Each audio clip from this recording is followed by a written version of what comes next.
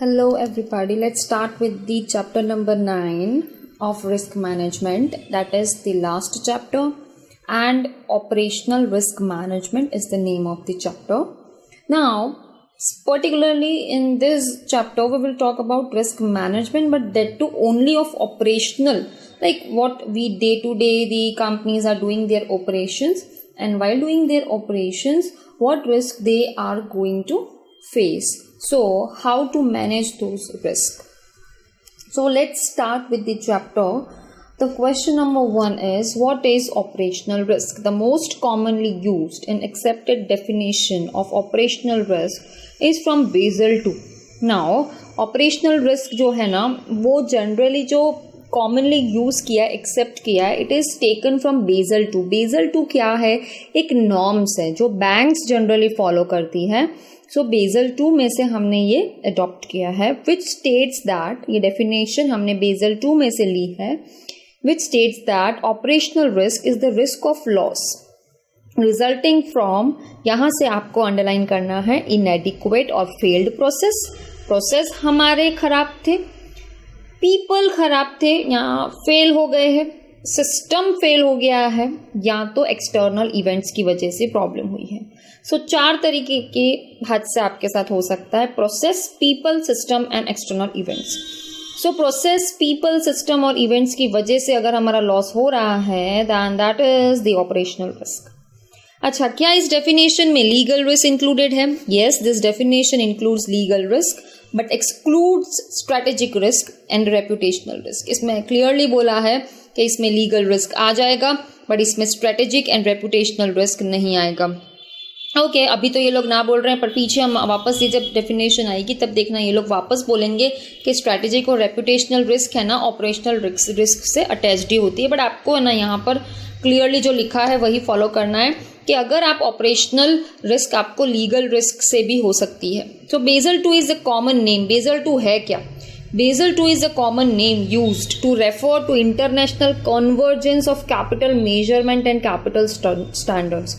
Basel 2 है ना, एक का नाम दिया गया है international convergence of capital measurement and capital standards, a revised framework में से, विच वॉज पब्लिश्ड. ये जो पूरा फ्रेमवर्क है that was published by bank for international settlement in Europe in 2004. Banks ने ये पब्लिश किया था और उसी के पार्ट से बेसल 2 नाम आया है. ये यूरोप में पब्लिश हुआ था 2004 में first time. And the framework is broadly adopted with country level customization. ये फ्रेमवर्क जनरली सारी कंट्रीज अडॉप्ट करती है बेसल 2 को, अपनी अपनी कंट्री के हिसाब से कस्टमाइजेशन मतलब चेंजेस करते रहते हैं as required by the countries that have been party to the accord. जो भी इसका पार्ट है, जो भी इस इंटरनेशनल कन्वर्जेंस का पार्ट है, जो भी कंट्रीज हैं वो बेसल 2 फॉलो करती है अपने अपने कस्टमाइजेशन के हिसाब से. While this was specific only for regulated financial institutions industry, actually ना ये बेसल 2 है ना जनरली है ना फिनेंशियल इंस्टीट्यूशंस के साथ ही एप्लीकेबल होता है, बिकॉज ज़्यादातर वो बोलते हैं ना फिनेंशियल इंस्टीट्यूशंस मतलब जो लोन देना और लेने का काम करते हैं वो इंस्टीट्यूशंस को ज़्यादा रिस्क होता है. सो बेसल 2 उन्हीं इंस्टीट्यूशंस को ध्यान में रख के बनाया गया है. But The overall concept of operational risk remains the same irrespective of the industry. But इसका मतलब ये नहीं कि operational risk का जो खतरा है, जो risk है, that is only for banks. नहीं, बहुत सारे industries को भी risk का सामना करना पड़ता है. So why can't they adopt this Basel 2? Definitely Basel 2 is for all industries. So each and every industry, whether manufacturing, trading or in service sector, is subject to a degree of operational risk. Though the level of risk may differ between industry sectors, companies, देखो यार industry to industry risk अलग होती है, companies to companies risk अलग होती है, nature of product services आप किस टाइप के ऑफर कर रहे हो उसके ऊपर भी डिपेंड करता है, and the actual management control कितना है उस रिस्क के ऊपर. सो डेफिनेटली ऐसा नहीं है कि हर कंपनी को सेम रिस्क होगी. कुछ कंपनीज का मैनेजमेंट अच्छा होगा, कुछ कंपनीज के प्रोडक्ट सर्विसेज ऑफर करने का जो पोर्टफोलियो है दैट इज समवॉट ज़्यादा है और किसी का कम है. So obviously company to company, industry to industry operational risk differ करता है. Then next comes operational risk है ना, that is an overarching concept. ये ओवर आर्किंग कंसेप्ट क्या होता है? ओवर आर्किंग कंसेप्ट का मतलब होता है important concept. Overarching word से उन्होंने MCQ पूछा हुआ है. So operational risk is an overarching concept interrelated with several other types of risk. Operational risk है ना, अगर वो होती है ना, ऑपरेशंस में कुछ खतरा होता है ना, तो वो एक हादसे की वजह से और भी रिस्क हमारे सामने आ जाती है. इसीलिए it can not be viewed in isolation. The most important risk linked to operational risk are, operational risk के साथ कौन सी रिस्क जुड़ी हुई है? Non compliance to applicable laws and regulations. अगर आप नॉन कंप्लायंस करते हो लॉज एंड रेगुलेशंस का, तो ऑब्वियसली ऑपरेशंस में भी आपको प्रॉब्लम आने वाली है. Risk of fraud losses due to an internal और एक्सटर्नल इवेंट. फ्रॉड का प्रॉब्लम हो सकता है that takes advantage of gaps in the processes to make an unlawful gain. आपके वहां पर जो लोग हैं, जो प्रोसेस हैं, वो लोग के अंदर कोऑर्डिनेशन नहीं है, गैप है, वो गैप का ही लोग फायदा उठा के चले गए, फ्रॉड कर दिया उन लोगों ने एंड अनलॉफुल गेन कमा लिया. ऑब्वियसली ऑपरेशनल रिस्क होने वाला है. देन ऑपरेशनल रिस्क से फ्रॉड हुआ. Then risk of financial losses. Yes, financial losses भी अटैच्ड है ऑपरेशनल रिस्क से. Risk of incorrect financial reporting. आपने इनकरेक्ट फाइनेंशियल रिपोर्टिंग मतलब P&L बैलेंस शीट में रिपोर्टिंग गलत किया. And in several organisations reputational risk is also a part of areas touched by operational risk. कहीं ना कहीं ऑपरेशंस का अगर प्रॉब्लम होगा तो रेपुटेशन पे भी असर आने वाला है. So we can say that operational risk अकेली नहीं होती है, आइसोलेशन में नहीं होती है, इसके साथ आपको काफी रिस्क का सामना करना पड़ सकता है. Done. So that was operational risk. अच्छा, इसको स्टार्ट करने से पहले आपको मैं कुछ अगर आपके पास कोई नोट्स वगैरह हो तो you can write it down. कि अभी हमने ऊपर एक इंट्रोडक्शन में देखा कि ऑपरेशनल रिस्क में क्या क्या होता है. Process, people, system and events. उसमें है ना मैं कुछ एग्जाम्पल आपको समझाना जा रही हूँ, आपको लिखना हो तो लिख सकते हो. जैसे कि अगर मैं बात करूँ कि हमारा जो सिस्टम है, सिस्टम के अंदर क्या क्या हो सकता है कि हैक हो गया, ब्रीच हो गया, करप्ट हो गया डेटा, या डेटा स्टोलन हो गया, ATM क्रैश हो गया, मोबाइल एप्लीकेशन खराब हो गई, तो उससे आपको खतरा हो सकता है, उससे आपका ऑपरेशन रुक सकता है. राइट. पीपल के हिसाब से आप सोचो तो पीपल में क्या हो सकता है? पीपल ब्रीच कर दे, पॉलिसीज एंड रूल्स का पालन ना करे, या तो एग्जीक्यूशन उनका ठीक से नहीं हो रहा है, खराब एग्जीक्यूशन है, उनके पास नॉलेज नहीं है, ट्रेनिंग नहीं है, उनके जो प्रोसीजर्स है वो अनक्लियर हैं, कॉन्ट्राडिक्टरी प्रोसीजर्स हैं. तो ये सब पीपल की रिस्क होती है. फिर क्या हो सकता है? लाइक आपके एक्सटर्नल इवेंट्स. एक्सटर्नल इवेंट्स क्या हो सकते हैं कि आप एक ही कंपनी एक जगह काम नहीं करते हो, आपका इंडिया में और US में सब जगह बिजनेस है, तो मल्टीपल जुरिस्डिक्शन का आपको प्रॉब्लम हो सकता है. इनकंसिस्टेंस हो सकती है क्योंकि कन्फ्लिक्टिंग रेगुलेटरी रिजाइम होते हैं, वहाँ के लॉज और यहाँ के लॉज कन्फ्लिक्ट करते हो, तो आपको थोड़ा दिक्कत आ सकती है उस इवेंट्स की वजह से.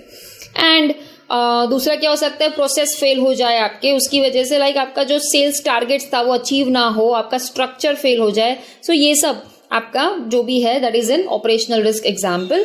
और एक और एग्जाम्पल मैं आपको दूं रियल लाइफ में. जैसे कि पहले एक कंपनी थी कोडक करके, कोडक कैमरा रोल बनाते थे.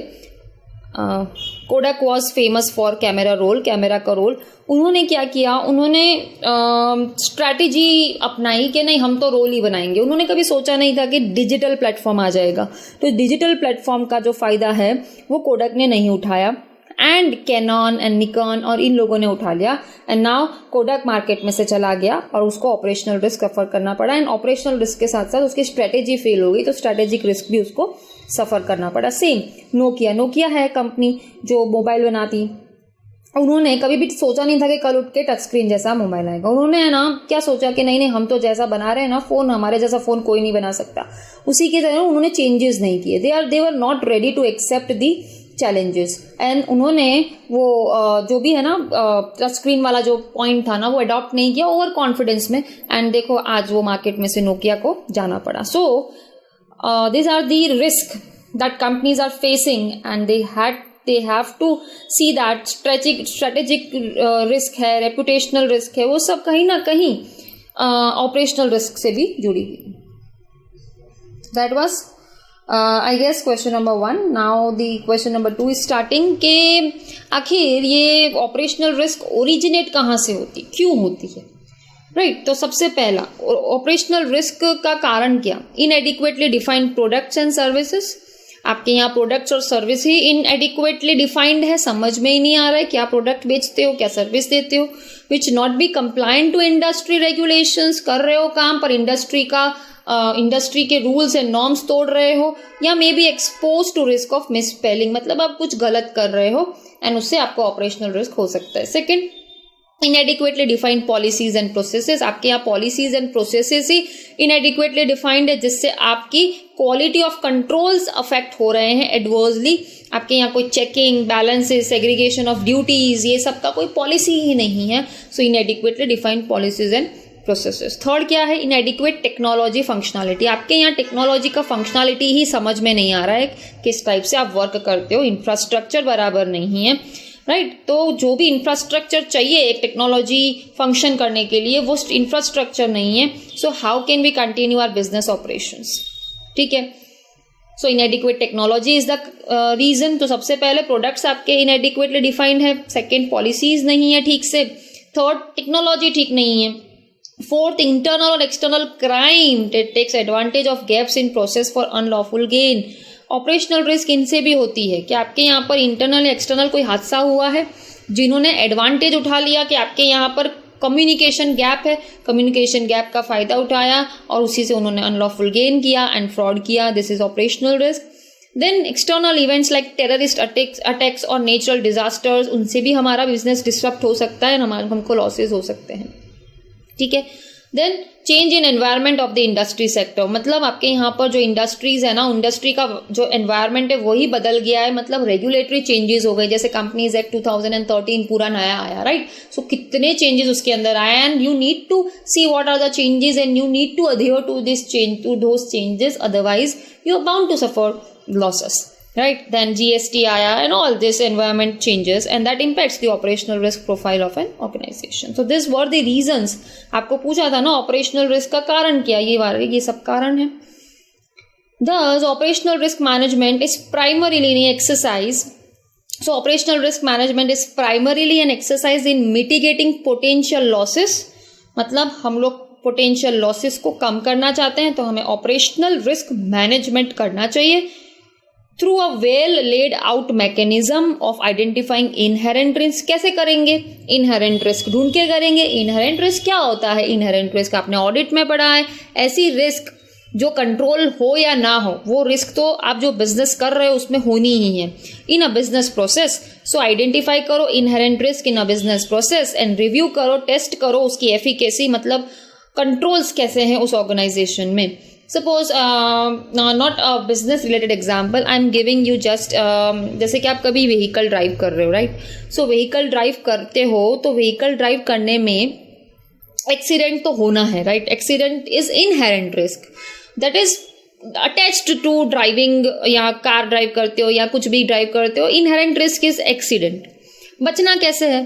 तो आपको गाड़ी ड्राइव कर रहे हो तो सीट बेल्ट बांधो, आप टू व्हीलर ड्राइव कर रहे हो तो हेलमेट पहनो, दैट इज कंट्रोल रिस्क आपका। अब हेलमेट की क्वालिटी आपकी कैसी है उसके ऊपर डिपेंड करता है कि आप उस हादसे से कितना रिकवर कर पाओगे, आपको कितना लॉस होगा, राइट। सो इनहेरेंट रिस्क एक्सीडेंट हो गया, कंट्रोल रिस्क हेलमेट है, और कंट्रोल रिस्क क्या है कि हेलमेट के होने के बावजूद भी आपका एक्सीडेंट में आपको बहुत ज्यादा लगी या आपका डेथ भी हो सकता है।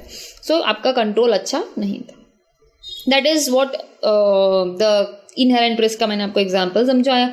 Additionally an important part of ORM is also to identify and report operational risk events.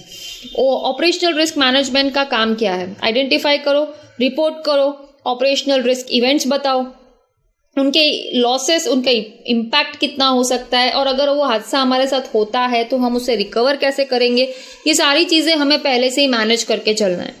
Thus an adequate governance framework is expected, इसीलिए हमें एक adequate governance framework चाहिए to cover both preventive and the lag aspects of operational risk. Preventive मतलब पहले से क्या कर सके तो हमें यह हादसे से बच सकते हैं, and जो भी एस्पेक्ट से वो कवर हो जाए ऑपरेशनल रिस्क के। In coming sections we will also elaborate on the concepts outlined above. हम लोग आगे जो भी कंसेप्ट्स ऊपर पढ़ रहे हैं उसको हम अच्छे से डील करेंगे in terms of how policies, process and technology failures can cause risk and losses. So policies अगर फेल हो जाती है, प्रोसेस अगर फेल हो जाते हैं, टेक्नोलॉजी फेल हो जाती है, तो उससे कितना रिस्क और लॉसेस हो सकता है। So question 2 was operational risk कहाँ से ओरिजिनेट होती है, वो हमने रीजन बता दिए। करना है उसको मैनेज तो ऑपरेशनल रिस्क मैनेजमेंट करो, उसमें इनहेरेंट रिस्क को आइडेंटिफाई करो, वो सब हमको करना है तो हम ऑपरेशनल रिस्क से बच सकते हैं। Question 3, Why is operational risk relevant for accountants, auditors and management professionals? इसमें से आपको MCQ आने का फुल चांस है कि ऑपरेशनल रिस्क क्यों एक अकाउंटेंट्स को, ऑडिटर्स को और मैनेजमेंट प्रोफेशनल्स को देखनी चाहिए या उनके लिए रेलेवेंट है. Let's start with the answer. So as per first is Companies Act 2013. Companies Act 2013 का section 134 and 177 lays down clear expectations from Board of Organizations in assessing the robustness of risk management framework implemented by the company. So Companies Act में ये जिम्मेदारी किसको दी है? Board of directors को दी है कि आपके ऑर्गेनाइजेशन में रिस्क मैनेजमेंट फ्रेमवर्क आपको बनाना है, पॉलिसीज बनानी है, और वो सेक्शन 134, 177 में रेफर की है और ये आपको एमसीक्यू में आ सकता है. तो सेक्शन 134 में क्या लिखा है? सेक्शन 134 में instructs that BOD should include a statement on development and implementation of risk management framework. Board of directors को स्टेटमेंट बनाना है on development and implementation of risk management framework कि उन्होंने क्या पॉलिसीज बनाई है, क्या उन्होंने इम्प्लीमेंटेशन किया है रिस्क मैनेजमेंट फ्रेमवर्क का for the company, including identification of risk, कौन सी रिस्क उन्होंने ढूंढी है, which as per boards opinion could threaten the very existence of the company, जिससे कंपनी का एग्जिस्टेंस प्रॉब्लम में आ सकता है. So which type of risk, whether operational risk, whether strategic risk, जो भी रिस्क है वो सारी रिस्क उनको आइडेंटिफाई करनी है एंड उन्हें उनका पूरा मैनेजमेंट करना है. Clause E of subsection 5 of section 134 explains the meaning of the term internal financial control. ये इंटरनल फाइनेंशियल कंट्रोल का जो डेफिनेशन है वो सेक्शन 134 सबसेक्शन 5 क्लॉज ई में मेंशन किया गया है. ये इंटरनल फाइनेंशियल कंट्रोल होता गया है. It is the policies and procedures adopted by the company for ensuring the orderly and efficient conduct of its business. ये पॉलिसीज बनाई है, प्रोसीजर्स बनाए हैं, कंपनी को अडॉप्ट करने हैं ताकि उनका जो काम है अच्छे से ऑर्डरली एफिशिएंट वे में कंडक्ट हो जाए. उसमें क्या क्या आ जाता है? Including adherence to companies policies. Company की सारी पॉलिसी का पालन करो, अपने एसेट्स का सेफगार्डिंग करो, मतलब प्रोटेक्शन करो, prevention and detection of fraud and error करना है, and Accuris and completeness of accounting records. आपके अकाउंटिंग रिकॉर्ड्स एक्यूरेट होने चाहिए, कंप्लीट होने चाहिए, एंड जो आपकी फिनेंशियल इंफॉर्मेशन है वो टाइमली प्रिपेयर हो जानी चाहिए and that too in the reliable way. So policies and procedures जो हम बनाते हैं ताकि हमारा कंपनी का पॉलिसीज, हमारी असेट सेफगार्ड हो जाए, detection of prevention detection of fraud and error अच्छे से हो जाए, एक्यूरेट बने डेटा, कंप्लीट बने डेटा हमारा, एंड टाइमली प्रिपेयर हो जाए. इसी के लिए हम जो कंट्रोल्स एस्टैब्लिश करते हैं उसी को हम इंटरनल फाइनेंशियल कंट्रोल्स बोलते हैं. तो ये सेक्शन 134 के हिसाब से किसको जिम्मेदारी दी थी? बोर्ड ऑफ डायरेक्टर्स को जिम्मेदारी दी थी. अब आ रहा है सेक्शन 177. सेक्शन 177 में ऑडिट कमेटी को बोला है. हर कंपनी में ऑडिट कमेटी तो नहीं होती है, जिस कंपनी में होगी उस कंपनी को ऑडिट कमेटी को shall review the risk management procedures. उनको रिस्क मैनेजमेंट के प्रोसीजर्स एक बार रिव्यू करने हैं जो मैनेजमेंट ने इंप्लीमेंट किए हैं. So section 177 is talking about audit committee जो आपको एमसीक्यू में आ सकता है. Schedule 4 instructs that independent directors. Schedule 4 के हिसाब से इंडिपेंडेंट डायरेक्टर्स का शेड्यूल होता है. उसमें इंडिपेंडेंट डायरेक्टर्स को अश्योरेंस लेना है कि यहाँ पर जो हमारे ऑर्गेनाइजेशन में जो हमारा रिस्क मैनेजमेंट का सिस्टम है वो रॉबस्ट है एंड डिफेंसिबल है. रॉबस्ट मतलब फास्ट है, डिफेंसिबल मतलब प्रोटेक्शन देगा. ऐसा रिस्क मैनेजमेंट होना चाहिए. सो इंडिपेंडेंट डायरेक्टर्स का शेड्यूल 4. तो कंपनीज एक्ट में टोटल हमने 3 सेक्शन, वैसे 3 चीजें कवर की, 1 सेक्शन 134, सेक्शन 177 और शेड्यूल 4. अब आ रहा है आपका स्टैंडर्ड ऑन ऑडिटिंग एसए 315 के हिसाब से. एसए 315 में कहाँ लिखा है ऑपरेशनल रिस्क के बारे में?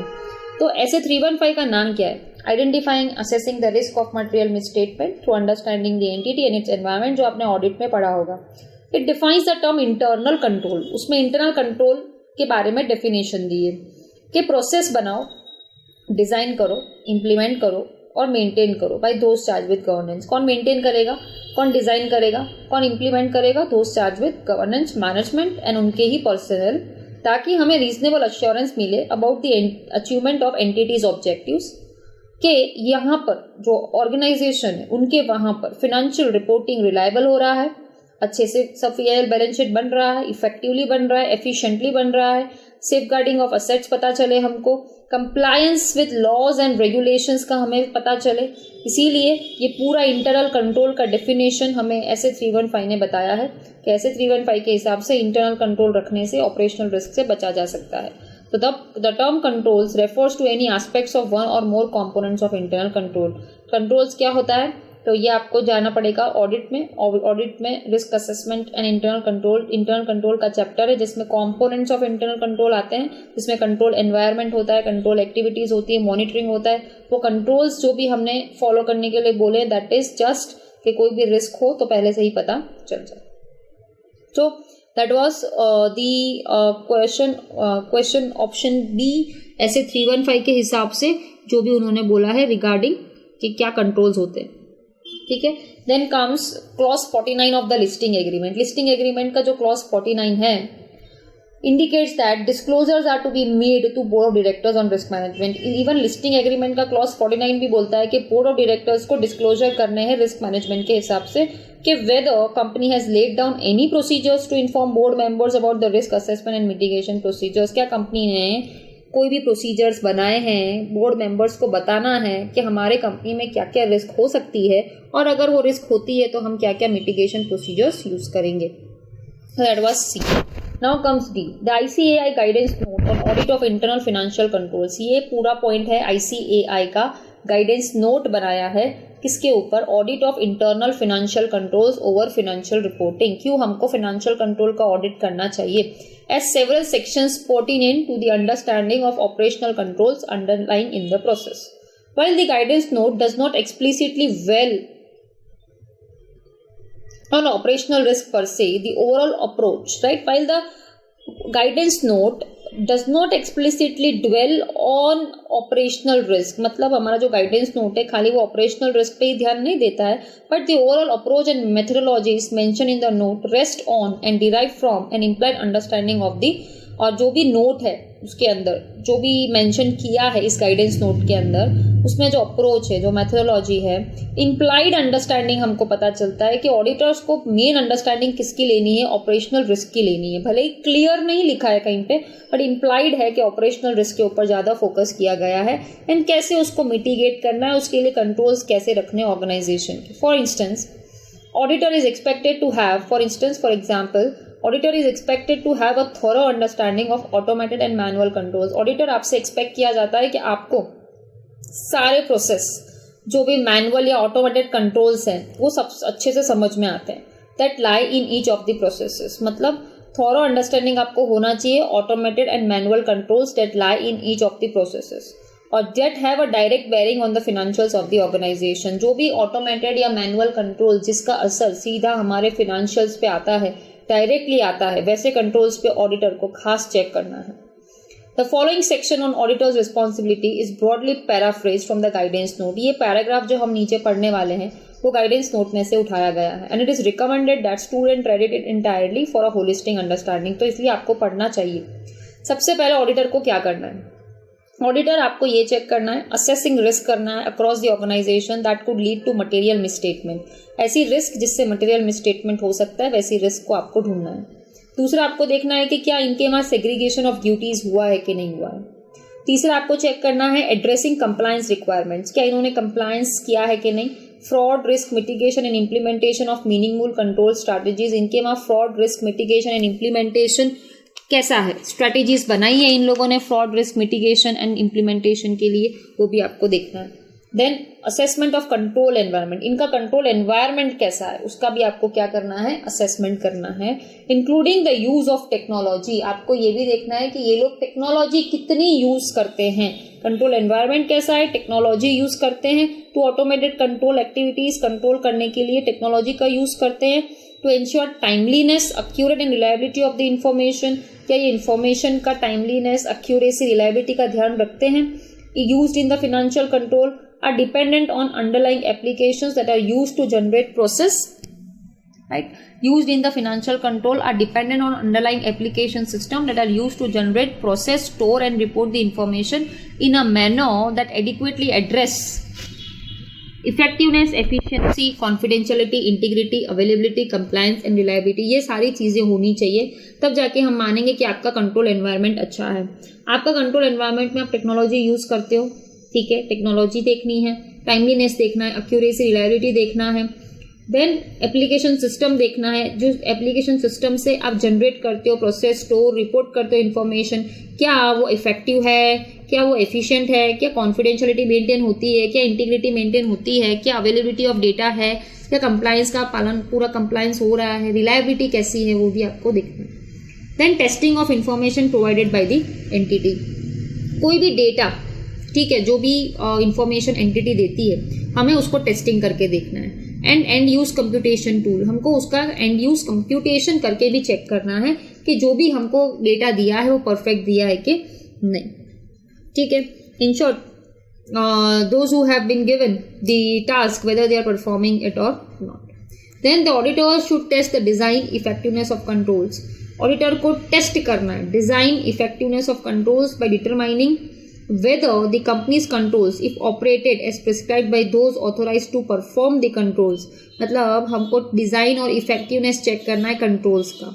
कैसे कि अगर कंपनी के जो कंट्रोल्स हैं जो ऑथोराइज्ड है वो कंट्रोल्स करने के, satisfy the companies control objective, कि आपके ऑब्जेक्टिव अचीव हो रहे हैं, क्या आपका कंट्रोल इतना स्ट्रांग है कि वो इफेक्टिवली प्रिवेंट या डिटेक्ट कर पा रहा है फ्रॉड को, जिससे मटेरियल मिस्टेकमेंट हो सकते हैं। तो बेटर है एक बार वो कंट्रोल का डिजाइन को, इफेक्टिवनेस को क्या कर लो, आप चेक कर लो, ठीक है। That is the then testing of controls. Then comes review of control is to be done, जो भी कंट्रोल है उसका रिव्यू भी करते रहो with regard to appropriateness of the purpose of control, जिस पर्पस के लिए वो कंट्रोल बनाया था उसी पर्पस के लिए वो कंट्रोल काम कर रहा है कि नहीं, एंड इट्स को रिलेशन टू द रिस्क और असर्शन, और वो रिस्क से हमको प्रोटेक्ट कर पाएगा कि नहीं, एक्चुअली में कर रहा है कि नहीं। एप्रोप्रिएटनेस ऑफ कंट्रोल, अप्रोप्रिएटनेस देखो कंट्रोल का, considering the nature and significance of the risk, risk के सामने हमने जो कंट्रोल यूज किया है क्या वो अप्रोप्रिएट है, रिस्क कितनी बड़ी है, नेचर क्या है, सिग्निफिकेंस देखना है, उसके सामने कंट्रोल को रिव्यू करना है। And competence of authority performing the control, जिसको ये कंट्रोल करने का काम दिया है क्या वो बंदा कॉम्पिटेंट भी है, क्या उसको अथॉरिटी है इतनी कि वो कर पाएगा, specially if it is of nature of supervisory. Frequency, control कितनी बार करना चाहिए, एंड कंसिस्टेंसी, जिसको भी काम सौंपा है वो कंसिस्टेंटली कंट्रोल्स का रिव्यू करता है। So control is to be perform including clarity of the exact steps of performance of the review control, और एग्जैक्ट स्टेप्स हमें देखना है कि रिव्यू कंट्रोल कैसे होगा, परफॉर्मेंस कैसे करेगा, कौन करेगा, क्लैरिटी चाहिए एग्जैक्ट स्टेप्स की। सो ये जो पॉइंट था वो पूरा कंट्रोल का रिव्यू के बारे में था, उसके पहले वाला पॉइंट टेस्टिंग के बारे में था, अब जो पॉइंट था वो रिव्यू के बारे में था। अब आ रहा है assessment of regulatory compliance framework. हम क्या करेंगे, कंप्लायंस फ्रेमवर्क चेक करेंगे। रेगुलेटरी मतलब जैसे कि if you are listed company SEBI का पालन होना चाहिए, if you are a bank RBI का पालन होना चाहिए, if you are insurance company IRDA का पालन होना चाहिए। आपको रेगुलेटरी फ्रेमवर्क भी देखना है इन हाईली रेगुलेटेड इंडस्ट्री जहां पर रेगुलेशन ज्यादा है। Also is part of the exercise and any significant weakness in internal controls, अगर आपको कोई वीकनेस मिलती है बड़ी वाली related to implementing compliance requirements, आपको ऐसा लगता है कि कंप्लायंस प्रॉपर्ली नहीं हो रहा है, उससे आपको मटेरियल वीकनेस पता चलेगी and you need to highlight that in your report. So that was about from the viewpoint of ICAI। ICAI के कहने से कौन सा हमने गाइडेंस नोट पढ़ा, गाइडेंस और इंटरनल फाइनेंशियल कंट्रोल्स के ऊपर ओवर फाइनेंशियल रिपोर्टिंग। अब किसके व्यू पॉइंट से हम देख रहे हैं, socks, Sarbanes-Oxley Act। Moreover, Indian companies eligible to be covered under compliance of Sarbanes-Oxley regulations have to adhere to a comprehensive framework। जो भी कंपनी सॉक्स के अंदर कवर होती है उनको कॉम्प्रिहेंसिव फ्रेमवर्क रखना है ऑफ डॉक्यूमेंटेशन रखना है, testing of risk and control framework रखना है, रिस्क को टेस्ट करते रहो, कंट्रोल करते रहो, and at this necessitate that management personnel, consultant और auditor भी highly proficient in assessing operational risk। और because SOX ने हमको जिम्मेदारी दी है रिस्क को कंट्रोल करने की, टेस्टिंग करने की, इसलिए हमें ऐसा लगता है कि मैनेजमेंट वालों को या कोई कंसल्टेंट को या कोई ऑडिटर को हाईली प्रोफिशिएंट होना पड़ेगा कि ऑपरेशनल रिस्क इस ऑर्गेनाइजेशन में क्या क्या हो सकती है, that impacts all categories of risk. और ऑपरेशनल रिस्क के साथ साथ कौन से रिस्क साथ में आएगी, रेगुलेटरी रिस्क भी आ सकती है, फिनेंशियल लॉस क्या हो सकता है, फिनेंशियल रिपोर्टिंग से कौन सी रिस्क हो सकती है, लीगल एंड कॉन्ट्रैक्चुअल रिस्क कौन सी हो सकती है, फ्रॉड रिस्क तो नहीं है इस कंपनी में, रेपुटेशनल रिस्क क्या हो सकती है इस कंपनी में। ये सारी रिस्क का असेसमेंट आपको करना है as an auditor, because SOX चाहता है कि आपको इन सारी रिस्क का डॉक्यूमेंटेशन मेंटेन करना है एंड टेस्टिंग करते रहना है ये रिस्क का और कंट्रोल फ्रेमवर्क का। इस रिस्क से प्रिवेंट होने के लिए कंट्रोल्स भी हमने यूज किए होंगे। The companies where SOX stipulations are applied have to adhere to internationally establish practice of risk management. जिस कंपनीज को SOX अप्लाई होता है उनको इंटरनेशनली रिस्क मैनेजमेंट वाले जो भी प्रैक्टिसेस है वो फॉलो करना कंपलसरी है। ये हुआ SOX। अब आ रहा इंटरनल ऑडिट। इंटरनल ऑडिट हमें कैसे मदद कर सकता है? Internal audit process also establish a direct connection between risk management and audit methodology. और इंटरनल ऑडिट है ना, रिस्क मैनेजमेंट और ऑडिट मेथोडोलॉजी दोनों के बीच में एक डायरेक्ट कनेक्शन करवा के देता है। Currently most internal audit firms, currently जो इंटरनल ऑडिट की फर्म्स है वो जनरली कौन सा अप्रोच यूज करती है? Risk based audit approach use करती है। रिस्क बेस्ड ऑडिट अप्रोच मतलब जहां पर रिस्क ज्यादा वहां पर ऑडिट ज्यादा होगा। Why which necessitates an understanding of all the risk. इसके पहले रिस्क कौन सी होगी, कितनी होगी, वो भी तो पता होना चाहिए, तभी तो हम रिस्क बेस्ड ऑडिट कर पाएंगे। इसीलिए हमें पहले अंडरस्टैंडिंग लेना है सारी रिस्क का, including comprehensive understanding of operational risk. और सबसे ज्यादा हमें comprehensive detailed understanding operational risk का लेना पड़ेगा, since it over arcs on several other areas of risk. क्योंकि उसका असर एक जगह नहीं बहुत सारी रिस्क पे आएगा, और अगर ये रिस्क हुई तो इससे बहुत सारी रिस्क हो सकती है। तो दैट वॉज इंटरनल ऑडिट, जिसमें आपको रिस्क बेस्ड ऑडिट के ऊपर उन्होंने फोकस किया था। अब आ रहा है operational risk. Operational risk form a significant part of ERM framework. Enterprise risk management framework में सबसे इंपॉर्टेंट जो रिस्क है ना वो है ऑपरेशनल रिस्क। एक एंटरप्राइज को रिस्क मैनेजमेंट में सबसे बड़ी जो रिस्क है उसका सामना करना है, that is operational risk. Several organisations that are complying to companies act 2013 stipulation on implementing a risk management framework. जो भी ऑर्गेनाइजेशंस कंपनीज एक्ट का पालन कर रहे हैं, they are using this risk management framework, ERM framework. Then comes several organisations. फिर हमने पता है चैप्टर 8 में स्टैंडर्ड्स देखे थे, कोजो देखा था, ISO 31000 देखा था। वैसे several organisations adopt standards like ISO 31000 जो रिस्क मैनेजमेंट के ऊपर है, ISO 9000 जो क्वालिटी के ऊपर है, क्वालिटी कैसे मेंटेन करना है प्रोडक्ट्स में, ISO 31000 जो साइबर सिक्योरिटी के ऊपर है। ये सब स्टैंडर्ड्स का पालन कर रहे हैं सारे ऑर्गेनाइजेशंस। क्यों? ताकि रिस्क अच्छे से मैनेज हो पाए और हमारी कोई भी रिस्क है, वेदर इट इज साइबर और वॉट एवर, सारी रिस्क मैनेज हो पाए। Professional managers working on this are also required to have an understanding of operational risk. और जो भी प्रोफेशनल मैनेजर्स हैं जो ये रिस्क के ऊपर काम कर रहे हैं, उनको ऑपरेशनल रिस्क के बारे में भी अंडरस्टैंडिंग होनी चाहिए। तो दैट वॉज 31000, 9000, 31000 साइबर सिक्योरिटी का भी अलग है और 31000 रिस्क मैनेजमेंट का भी अलग है। सो ये हुआ आपका जो भी स्टैंडर्ड्स बनाए हैं स्पेसिफिकली रिस्क मैनेज करने के लिए। फिर वो बोल रहे हैं for highly regulated entities such as banking that come under RBI regulation. जो बहुत ज़्यादा रेगुलेटेड कंपनीज होती है जैसे कि बैंकिंग है, that come under RBI regulation, there are very comprehensive requirements, और उसमें ज़्यादा रिक्वायरमेंट्स होती है ऑपरेशनल रिस्क मैनेज करने की। Banks are also required to provide capital under regulatory norms. Banks को कैपिटल भी मेंटेन करना पड़ता है, जिसको Tier 1 Tier 2 कैपिटल जैसा हम समझते हैं, आपने अकाउंट्स में किया भी होगा। Regulatory form norms, capital adequacy maintain करना पड़ता है, for which specific calculation methods are also prescribe. जो हम अकाउंट्स में कैलकुलेशन सीखते हैं पूरा, इतना % कैपिटल रखना है, उसके लिए आपको पूरा ऑपरेशनल रिस्क का नॉलेज होना चाहिए। Hence there is a strong convergence of audit and operational risk. और इसीलिए हम कह सकते हैं कि ऑडिट और ऑपरेशनल रिस्क का बहुत करंट उनका कन्वर्जेंस है in current context of corporate governance responsibility. Because of corporate governance responsibility जो हमें लॉ ने दी है, board and the role of auditors, board and the role of auditors की तीनों का इसमें बहुत बड़ा का कंट्रीब्यूशन है। मैनेजमेंट को भी लेना पड़ेगा, बोर्ड डायरेक्टर्स को भी लेना पड़ेगा एंड ऑडिटर्स को भी लेना पड़ेगा। तो ये पूरा आंसर है। इसमें हमने क्वेश्चन क्या पूछा था? क्वेश्चन वाज आस्क्ड कि क्यों ऑपरेशनल रिस्क अकाउंटेंट्स को, ऑडिटर्स को और मैनेजमेंट को अच्छे से स्टडी करनी चाहिए। तो उसमें हमने क्या क्या चीज़ें देखी थी, उसमें हमने किस किस साइड में देखा था। कंपनीज एक्ट में रिस्क मैनेजमेंट का जिक्र किया है, देन कंपनीज एक्ट में सेक्शन 134, 177 में उसका जिक्र किया है। उसके बाद हमने देखा था ऐसे 315 में उसका जिक्र किया है। तो ऐसे 315 के हिसाब से भी ऐसे ऑपरेशनल रिस्क इंपॉर्टेंट है। Clause 49 of the listing agreement, ICAI का गाइडेंस नोट में भी बताया है कि क्यों ऑपरेशनल रिस्क आपको अच्छे से मैनेज करना चाहिए।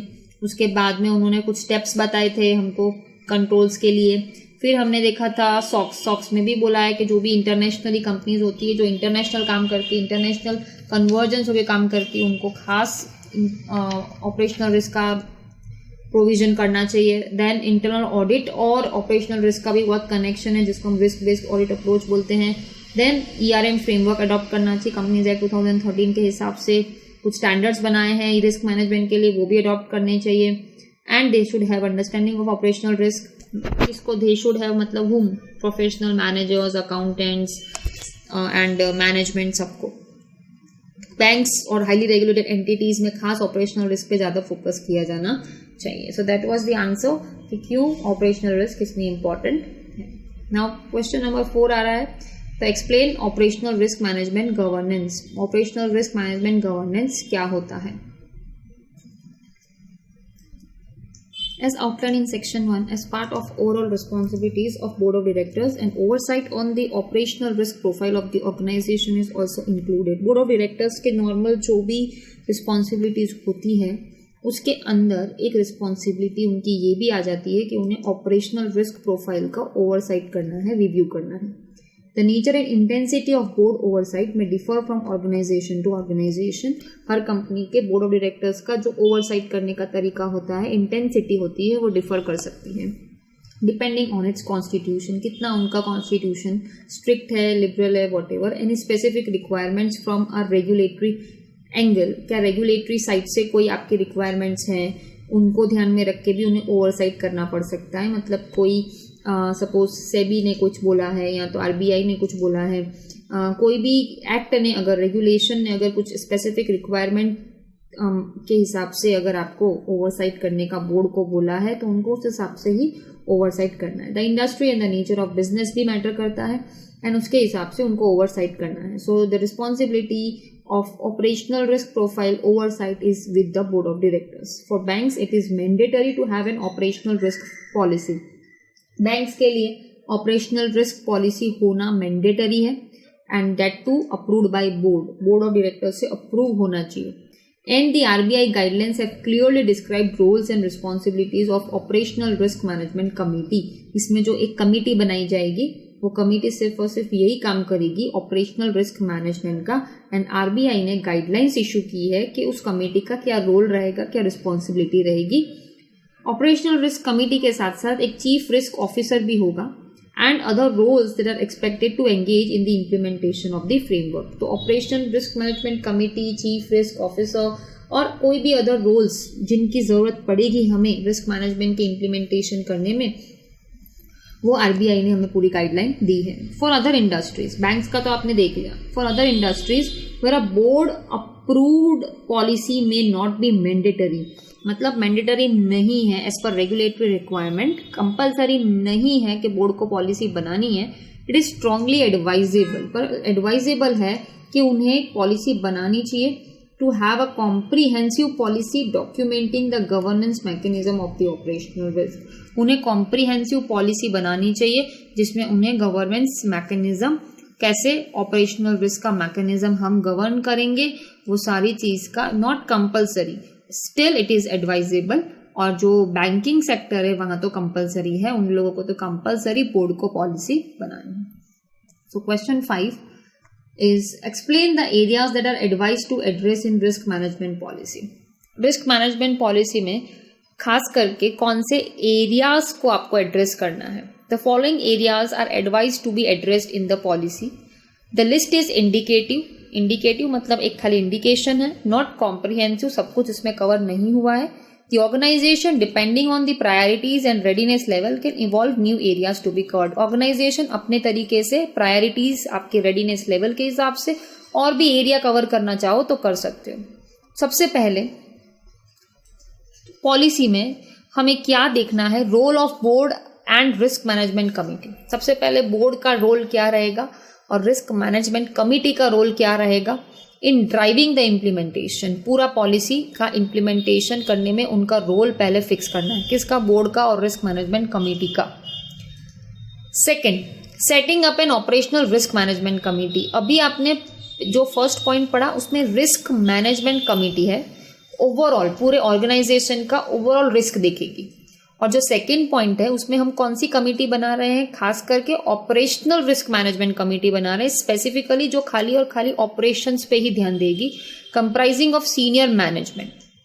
इसमें सीनियर मैनेजमेंट होगा with N outline of membership, कौन मेंबर बन सकता है, कोरम क्या रहेगा, फ्रीक्वेंसी मीटिंग की क्या रहेगी, जैसे कंपनी लॉ में आपने देखा है शेयर होल्डर्स का, डायरेक्टर्स का, वैसे ही इस कमिटी का भी सब कुछ हम फिक्स कर देंगे। Then third, the review of risk and control self assessment results. अच्छा, ये जो आप committee operational risk management committee बनाओगे उसमें आपको उस कमिटी को क्या क्या करना है, रिव्यू करेगी वो committee of risk and control self assessment results.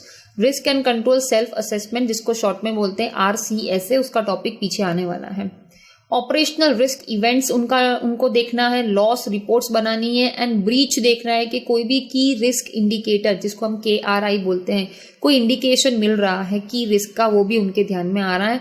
और अगर किसी ने उसको ब्रीच किया है कि पता होते हुए भी उसका पालन नहीं किया है, तो वो भी उनको रिव्यू करना है। तो उनको रिव्यू करना है RCSA का, ऑपरेशनल रिस्क इवेंट्स का, लॉस रिपोर्ट्स का, ये सब चीज़ों का। सेकेंड, उनको जो कमिटी बनाई है, नए प्रोडक्ट्स और सर्विसेज अगर कंपनी लॉन्च करती है तो पहले उसका रिस्क असेसमेंट करना है, कोई भी प्रोडक्ट या कोई भी सर्विसेज का। तीसरा, कोई भी टेक्नोलॉजी, अगर आप कुछ एग्जिस्टिंग टेक्नोलॉजी है या कोई न्यू टेक्नोलॉजी प्लेटफॉर्म पे आप जा रहे हो तो उसका भी आपको रिस्क असेसमेंट करना है। So whether it's a new or whether it's an existing technology, आपको रिस्क असेसमेंट करते रहना है। सो पहले जो हमने ऊपर देखा वो रिस्क असेसमेंट प्रोडक्ट्स और सर्विसेज का था, नए अगर प्रोडक्ट सर्विसेज लॉन्च कर रहे हो, एंड जो उसके बाद है वो existing and new technology platform का था। फिर आप साइबर रिस्क को रिव्यू करो।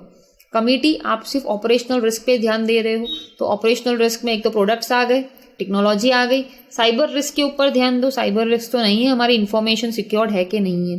Then review of business continuity and disaster recovery framework, business continuity and disaster recovery plan कैसा है उसका भी आपको रिव्यू करते रहना है। क्या डिजास्टर होता है उस टाइम पे हम कंटिन्यूटी कैसे मेंटेन करेंगे और डिजास्टर से कैसे रिकवर करेंगे। Then review of any regulatory development, क्या कोई रेगुलेटरी डेवलपमेंट हुआ है, क्या कोई नया अकाउंटिंग स्टैंडर्ड आया है, क्या कोई नया इंड AS आया है, क्या कोई नया IFRS आया है, क्या कोई लॉ चेंज हुआ है, कोई अमेंडमेंट आया है, क्या कोई एक्सटर्नल इवेंट हुआ है जिससे हमारे ऑर्गेनाइजेशन की ऑपरेशनल रिस्क प्रोफाइल को असर हो सकता है, हमारे पे भी रिस्क हो सकता है। सो ये रिव्यू करना भी उस कमेटी का काम है। देन कम्स मैनेजमेंट फंक्शंस में highlight identified process gaps and potential issues. Management जो भी फंक्शन कर रही है, उन जो मैनेजमेंट कर रहे हैं उनको हाईलाइट करना है कि कहाँ पर गैप है, कहाँ पर जो चीज़ बोली है वो नहीं हो रही है, पोटेंशियल इश्यूज कहाँ पर है, डिस्कवर हुए हैं रूटीन बिजनेस में, उसको रिव्यू करो and include the action being taken, क्या एक्शन लिए गए हैं on them. The self-awareness of management function on highlighting such issues is an evolving process. Self-awareness होना चाहिए और मैनेजमेंट को ऐसे जो भी इश्यूज है उनको हाईलाइट करते रहना चाहिए। सो ये जो पॉइंट था वो किसके ऊपर था कि कोई भी प्रोसेस में गैप है, कोई इश्यूज है तो उनको आप डिस्कवर करो। देन ये जो था पूरा आपका जो ऑपरेशनल रिस्क मैनेजमेंट कमिटी है उसका पूरा जो पार्ट था वो हमने देखा। उसके बाद जो थर्ड पॉइंट है, the broad methodology of setting of the risk and control self assessment library. आपको एक लाइब्रेरी बना देनी है जिसमें आप क्या करोगे, रिस्क एंड कंट्रोल का सेल्फ असेसमेंट का डॉक्यूमेंटेशन करोगे। Risk and control self assessment, कैसे आपने असेसमेंट किया, कौन सी रिस्क आपके सामने आई, कैसे कंट्रोल करोगे, उसकी लाइब्रेरी बना दो। The roles and responsibilities of those engaged in performing the control testing, सबकी रोल, सबका रिस्पॉन्सिबिलिटीज फिक्स कर दो जो भी कंट्रोल टेस्टिंग में इन्वॉल्व है। कोलेशन ऑफ रिजल्ट्स, जो भी रिजल्ट्स आपके सामने आए उनको असेंबल करो। कोलेशन का मतलब होता है assemble. And review process need to be outline in the policy, जो भी पॉलिसी बनाई है उसका प्रोसेस एक बार देख लो। इन शॉर्ट लाइब्रेरी में रोल्स फिक्स कर दो, कौन ये काम करेगा, कौन कंट्रोल टेस्टिंग करेगा, सारे रिजल्ट्स का असेंबल करना है एंड प्रोसेस को रिव्यू करते रहना है। फिर आपको जो दूसरा काम करना है that is the constituents of the framework like RCSA, KRI, loss data to be described in detail, कि आपके यहाँ risk and control self assessment जो भी हुआ है वो क्या है, KRI कौन से हैं आपकी कंपनी के, की रिस्क इंडिकेटर कौन से हैं, लॉस डेटा क्या है आपका, जो भी डेटा है उसका डिटेल में डिस्क्राइब करो। Followed by a brief on roles designated to perform the necessary activities, किसको ये रोल दिया है, कौन इनका ध्यान रखेगा, risk and control self assessment कौन करेगा, की रिस्क इंडिकेटर का ध्यान कौन रखेगा, लॉस डेटा का ध्यान कौन रखेगा, उनका रोल्स आपको डेजिग्नेट करना है, कौन ये नेसेसरी एक्टिविटीज करेगा। Each of the policy stipulations is to be ideally backed up with corresponding process notes. जो भी पॉलिसी आप बनाते हो उसके साथ में उसकी प्रोसेस नोट्स होनी चाहिए कि ये पॉलिसी करने वाला बंदा ये है और कैसे करना है फॉलो, उसकी प्रोसेस नोट्स होती है। To detail the granular steps, छोटे छोटे स्टेप्स इम्प्लीमेंटेशन में, ताकि किसी को दिक्कत ना आए कि ये पॉलिसी बना तो दी, ये पॉलिसी का इम्प्लीमेंटेशन कैसे करना है, तो पॉलिसी का इम्प्लीमेंटेशन का पूरा प्रोसेस नोट्स बना के, ये प्रोसेस नोट्स के ऊपर पूरा शॉर्ट नोट बाजू में आने वाला है। Operating linkages with the other unit such as those manage the policy and process documentation of the organisation. आपको लिंकेज भी देखना है कि ये जो है उसका लिंक दूसरे यूनिट्स का के साथ कैसा है, सच एज जो पॉलिसी को मैनेज करते हैं, प्रोसेस को मैनेज करते हैं, क्या documentation of the organisation, product development, internal audit, regulatory compliance unit, information security officer, business continuity plan etcetera, इन सबके साथ आपको लिंक करना है ये ऑपरेशनल पॉलिसी को। तो प्रोडक्ट डेवलपमेंट करो तभी भी चेक करो, इंटरनल ऑडिट के टाइम भी, रेगुलेटरी कंप्लायंस के साइड से, इंफॉर्मेशन सिक्योरिटी ऑफिसर के साइड से भी सोचो कि क्या क्या ऑपरेशनल रिस्क हो सकता है। And they need to, all this things are to be outline since operational risk ये सारे एरिया को असर करती है। सारे एरिया मतलब डॉक्यूमेंटेशन को, प्रोडक्ट डेवलपमेंट को, इंटरनल ऑडिट को, कंप्लायंस को असर करती है, इसलिए ऑपरेशनल रिस्क का लिंकेज इन सारे ऑर्गेनाइजेशन से भी आपको पूरा पॉलिसी बनाना है, पूरा प्रोसेस बनाना है कि कहाँ से कौन सी रिस्क किस किस डिपार्टमेंट को इफेक्ट कर सकती है। And capital computation methodology if applicable needs to be described in the policy. जैसे बैंक्स में होता है कैपिटल कंप्यूटेशन की कितना आपको कैपिटल मेंटेन करना है, जिसको हम कैपिटल एडिक्वेसी बोलते हैं। कैपिटल एडिक्वेसी नॉर्म्स अगर है तो उसका कंप्यूटेशन कैसे होता है वो भी आप लिख के रखो पॉलिसी के अंदर, तो भी अच्छा रहेगा। So this were the topic कैसे आपको पूरा ऑपरेशनल रिस्क मैनेजमेंट पॉलिसी बनाना है।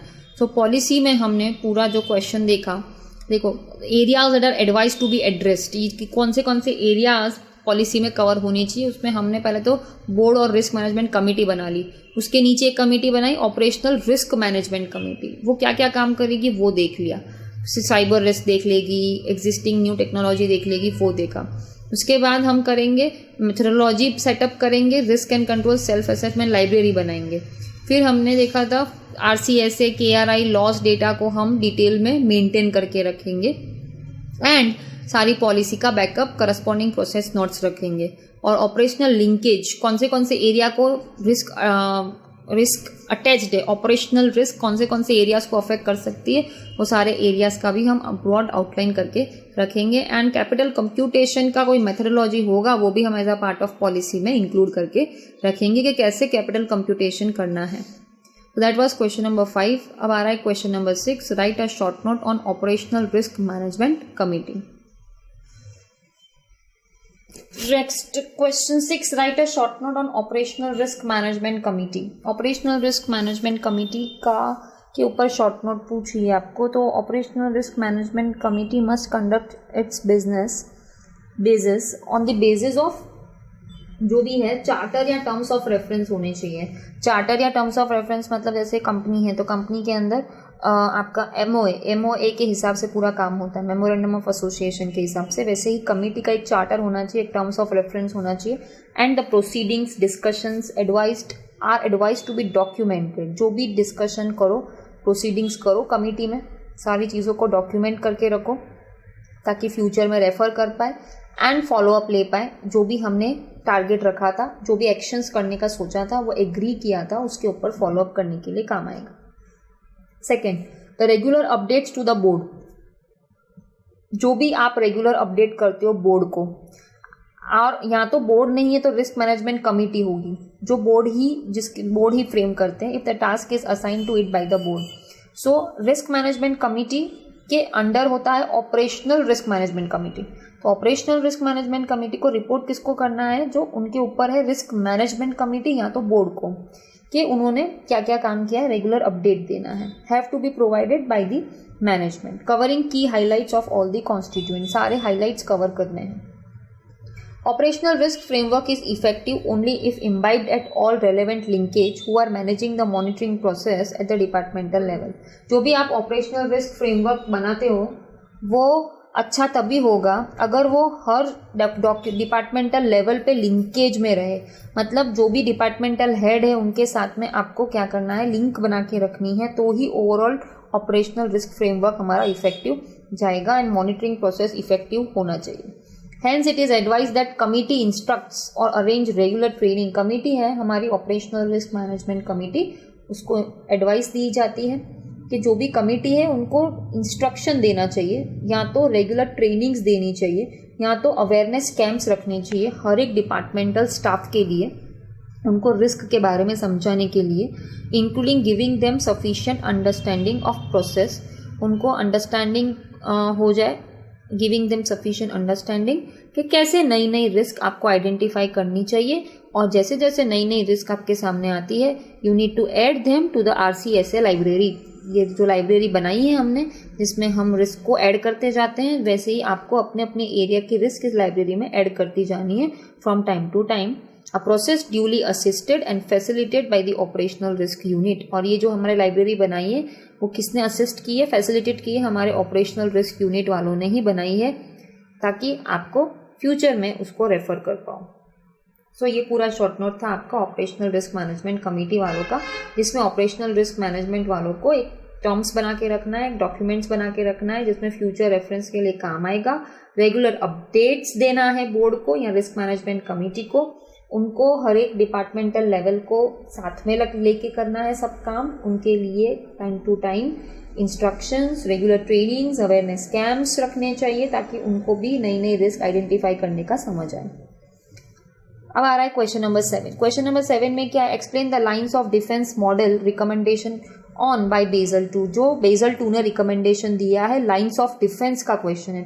तो लाइंस ऑफ डिफेंस का क्वेश्चन किसके साइड से आपको लिखना है, Basel 2 norms. Basel 2 norms indicate, so Basel 2 के जो नॉर्म्स हैं उनमें इंडिकेट किया गया है. तो Basel 2 norms indicate the recommended governance of operational risk in an organisation, कि कैसे ऑपरेशनल रिस्क का गवर्नेंस होना चाहिए एक ऑर्गेनाइजेशन में.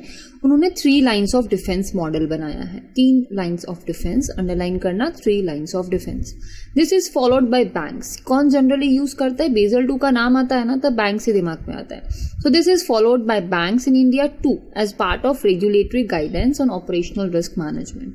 However this concept can be used by any industry. इसका मतलब ये नहीं है कि खाली बेसल 2 बैंक्स के लिए ही है, ये कोई भी इंडस्ट्री वाले यूज कर सकते हैं with some customisation on the basis of organisational structure. तुम्हारी कॉम्प्लेक्सिटी बिजनेस की कैसी है, तुम्हारे प्रोसेस कैसे हैं, और कंट्रोल अवेयरनेस की capability.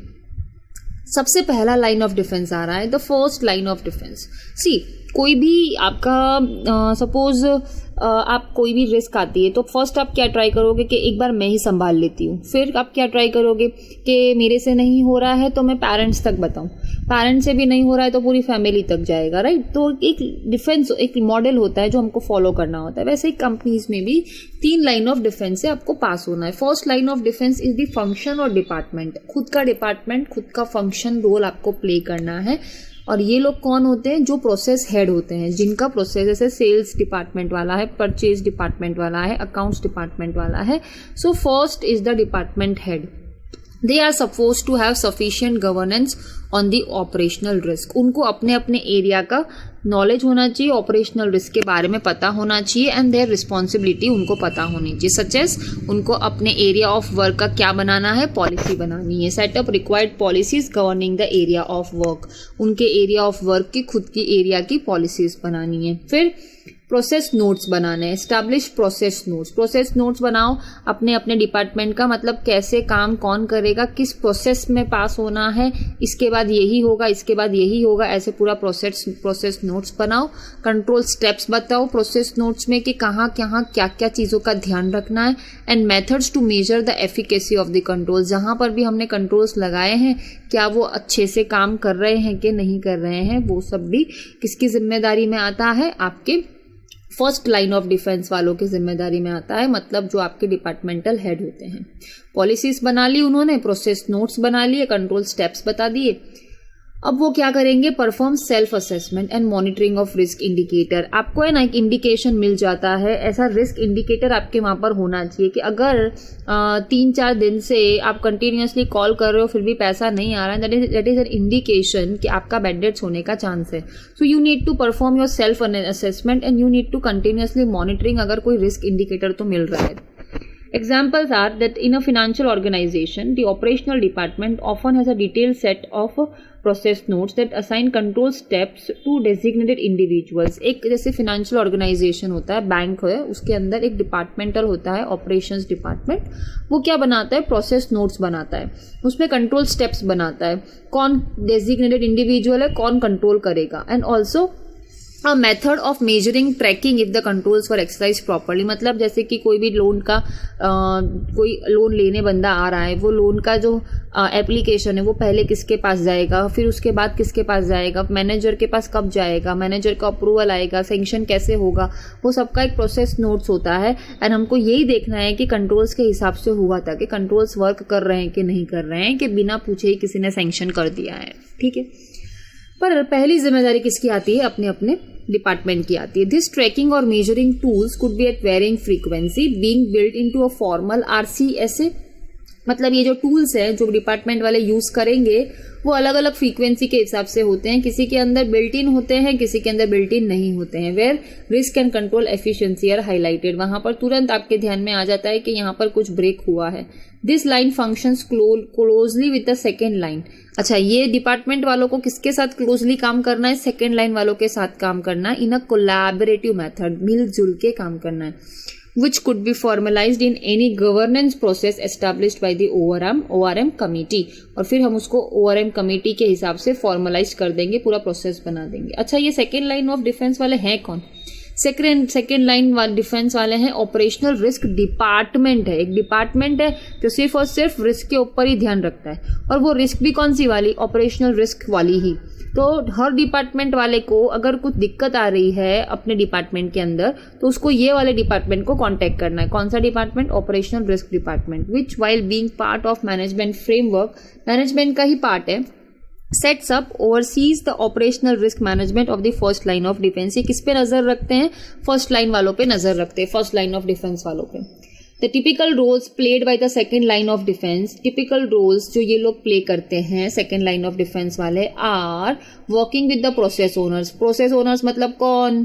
First line of defence वाले, राइट. सो वर्किंग विद, उनके साथ कोऑर्डिनेशन में काम करेंगे और वो बनाएंगे रिस्क एंड कंट्रोल मैट्रिक्स के ये रिस्क है उसको कंट्रोल कैसे करेंगे, ये रिस्क है उसको कंट्रोल कैसे करेंगे, उनके डिपार्टमेंट वालों से कम्युनिकेट करेंगे. Second, advice and recommend the method and frequency of testing of controls. ये वाले डिपार्टमेंट वाले, ऑपरेशनल रिस्क डिपार्टमेंट वाले, हर डिपार्टमेंट को एडवाइस करेंगे, रिकमेंड करेंगे, ये मेथड रखो, ये फ्रीक्वेंसी, बार बार कंट्रोल्स टेस्ट करते रहो. किसको एडवाइस देंगे? फर्स्ट लाइन ऑफ डिफेंस वालों को. Thereby setting up a self assessment process, और उनको खुद को बोलेंगे कि हमने आपको एडवाइस दे दी है, अब आपके डिपार्टमेंट का सेल्फ असेसमेंट करने की जिम्मेदारी आपकी है, right. See, just like as you are writing a paper, I can advise you कि you need to like this, you need to write like this. But then when you are writing, then you need to self-assess yourself whether I have followed the guidelines given by the faculty or not. So वैसे ही इनका भी self-assessment process होगा. Perform the risk assessment of new products. ये जो operational risk department वाले हैं वो और क्या काम करते हैं? वो रिस्क असेसमेंट करते हैं. अगर कोई भी कंपनी नया प्रोडक्ट लेके आ रही है, नई सर्विसेज लेके आ रही है, नई प्रोसेस लेके आ रही है, जैसे कि क्रेडिट कार्ड वाले कुछ ना कुछ नई नई स्कीम्स लेके आते हैं, तो उसका रिस्क असेसमेंट होता है पहले, specially in instances way new technology is being developed. Technology दिन पे दिन बदल रही है. हमारा जो पेमेंट होता है लाइक RTGS एंड ये सब जो नई नई टेक्नोलॉजी से पेमेंट सिस्टम होता है, सब पहले उसका रिस्क देखा जाता है, कितना रिस्क है, कितना असेसमेंट करते हैं उसके अंदर, उसके बाद ही वो टेक्नोलॉजी को अप्रूवल मिलता है. खाली आप कार्ड को वेव करो और पेमेंट हो जाएगा, ऐसी भी स्कीम्स आ रही है. मतलब खाली आपको कार्ड को खाली वेव करना है, तो वो सब रिस्क भी तो होता है ना उसके अंदर, कि हैक हो जाए, पैसा मिसयूज हो जाए, तो वो सब का रिस्क असेसमेंट होता है. उसी के बाद में सब कुछ अप्रूव होता है. ठीक है. Then review and publish results of RCSA. जो भी RCSA हमने किया, risk control and self assessment किया, उसके रिजल्ट को रिव्यू करेंगे और पब्लिश करेंगे. And risk assessment and any exception report. हमको कोई एक्सेप्शन रिपोर्ट मतलब कोई डिफरेंस मिला क्या, कोई की रिस्क इंडिकेटर मिला क्या कि रिस्क ज़्यादा है, यहाँ पर ध्यान देने की ज़्यादा ज़रूरत है, वो सब भी रिव्यू और पब्लिश कौन करेगा? सेकेंड लाइन ऑफ डिफेंस वाले करेंगे. कन्वेन एंड रिपोर्ट टू ORMC. ये डिपार्टमेंट वाले किसको कम्युनिकेट करेंगे? ऑपरेशनल रिस्क मैनेजमेंट कमेटी वालों को करेंगे. And report to the board और रिस्क कमेटी, और उसके ऊपर भी कौन, उसके ऊपर है बोर्ड और risk committee of the board as well. मतलब आप पूरा हायरार्की समझाती हूँ। सबसे नीचे होते हैं छोटे छोटे डिपार्टमेंट्स, वो डिपार्टमेंट वालों के ऊपर होता है ऑपरेशनल रिस्क मैनेजमेंट डिपार्टमेंट, वो department operational risk management department वालों के ऊपर होता है ऑपरेशनल रिस्क मैनेजमेंट कमेटी, और वो ऑपरेशनल रिस्क मैनेजमेंट कमेटी के साथ जुड़े हुए होते हैं बोर्ड ऑफ डायरेक्टर्स और हमारा पूरा रिस्क मैनेजमेंट कमेटी, पूरी कंपनी का रिस्क मैनेजमेंट कमेटी, खाली ऑपरेशन वाला नहीं, नॉर्मल रिस्क मैनेजमेंट कमेटी। ठीक है, सेकेंड लाइन ऑफ डिफेंस समझ में आ गया। अब आ रहा है third line of defence. The third line of defence is internal audit. Yes, internal audit हमारा बहुत बड़ा डिफेंस और हमें रिस्क से बचाने में हेल्प करेगा। It is independent of management control, इस पे मैनेजमेंट का कंट्रोल नहीं चलता। एंड रिपोर्ट्स टू, ये डायरेक्टली किसको जवाब देता है इंटरनल ऑडिट, ऑडिट कमेटी को, ऑडिट कमेटी को ही रिप्लाई देगा, इसमें मैनेजमेंट वालों का रोल नहीं होता। An effective internal audit would highlight issues and potential gaps in processes. Internal audit से हमको issues पता चलते हैं, कहाँ पर गैप है, कहाँ पर हमारा काम ठीक से नहीं चल रहा है, which were missed by first 2 lines of defence, जो पहले 2 लाइन्स ऑफ डिफेंस वालों के ध्यान में नहीं आया, वो इंटरनल ऑडिट वालों को पकड़ के निकालना है कि कहाँ हमारी गलती हो रही है और उसकी वजह से बड़ी रिस्क हो सकती है। As an independent vertical, their evaluation provides a better insight into the process, because हमने इंटरनल ऑडिट वालों को बहुत इंडिपेंडेंस दिया है ना, उनके वजह से, उनके वैल्यू एडिशन से हमको प्रोसेस का बेटर इंसाइट, मतलब अच्छा डिटेल नॉलेज मिल सकता है फ्रॉम अ होलिस्टिक पर्सपेक्टिव। पूरा ओवरऑल हमको समझ आएगा, since they are not directly involve in managing the process, क्योंकि वो मैनेजिंग प्रोसेस देखने में कोई इन्वॉल्व नहीं होते हैं। Checking on efficacy of controls, और क्या काम करते हैं इंटरनल ऑडिट वाले, एफिकेसी ऑफ कंट्रोल्स, मतलब कंट्रोल्स कितने एफिशिएंटली वर्क कर रहे हैं, क्या वो ऑपरेशनल रिस्क को मिटिगेट कर भी पाएंगे कि नहीं, ये किसका की डिलीवरेबल मतलब की काम है इंटरनल ऑडिट वालों का। ठीक है, कंट्रोल्स चेक करना और चेक करना कि क्या वो रिस्क मिटिगेट कर भी पाएंगे कि नहीं। जैसे कि अगर कोई हमारे अकाउंट से साइन इन करता है, किसी और ने किया है, तो पहले पता है OTP आना चाहिए, OTP से ही अप्रूवल होता है। अगर वो OTP नहीं आया तो दैट इज़ अ रिस्क, किसी ने हमारे अकाउंट में लॉगिन भी कर लिया और हमें OTP तक नहीं आया, दैट इज़ अ की रिस्क। और ये सब चेक करना है, उसके बाद ही कोई हम प्रोडक्ट या सर्विसेज लॉन्च करेंगे। इंटरनल ऑडिट वालों को इसका ध्यान रखना है। Then comes, over last few decades, internal audit has evolved into a concept of risk-based auditing. Internal audit अब risk-based audit हो गया है. The term itself refers to an approach where the audit function identified risk and controls in a very similar fashion as the operational risk methodology. यहाँ पर क्या होगा, हम लोग जहाँ रिस्क ज़्यादा होगी वहाँ फोकस ज़्यादा करेंगे, जहाँ पर अटेंशन ज़्यादा देने की ज़रूरत पड़ेगी।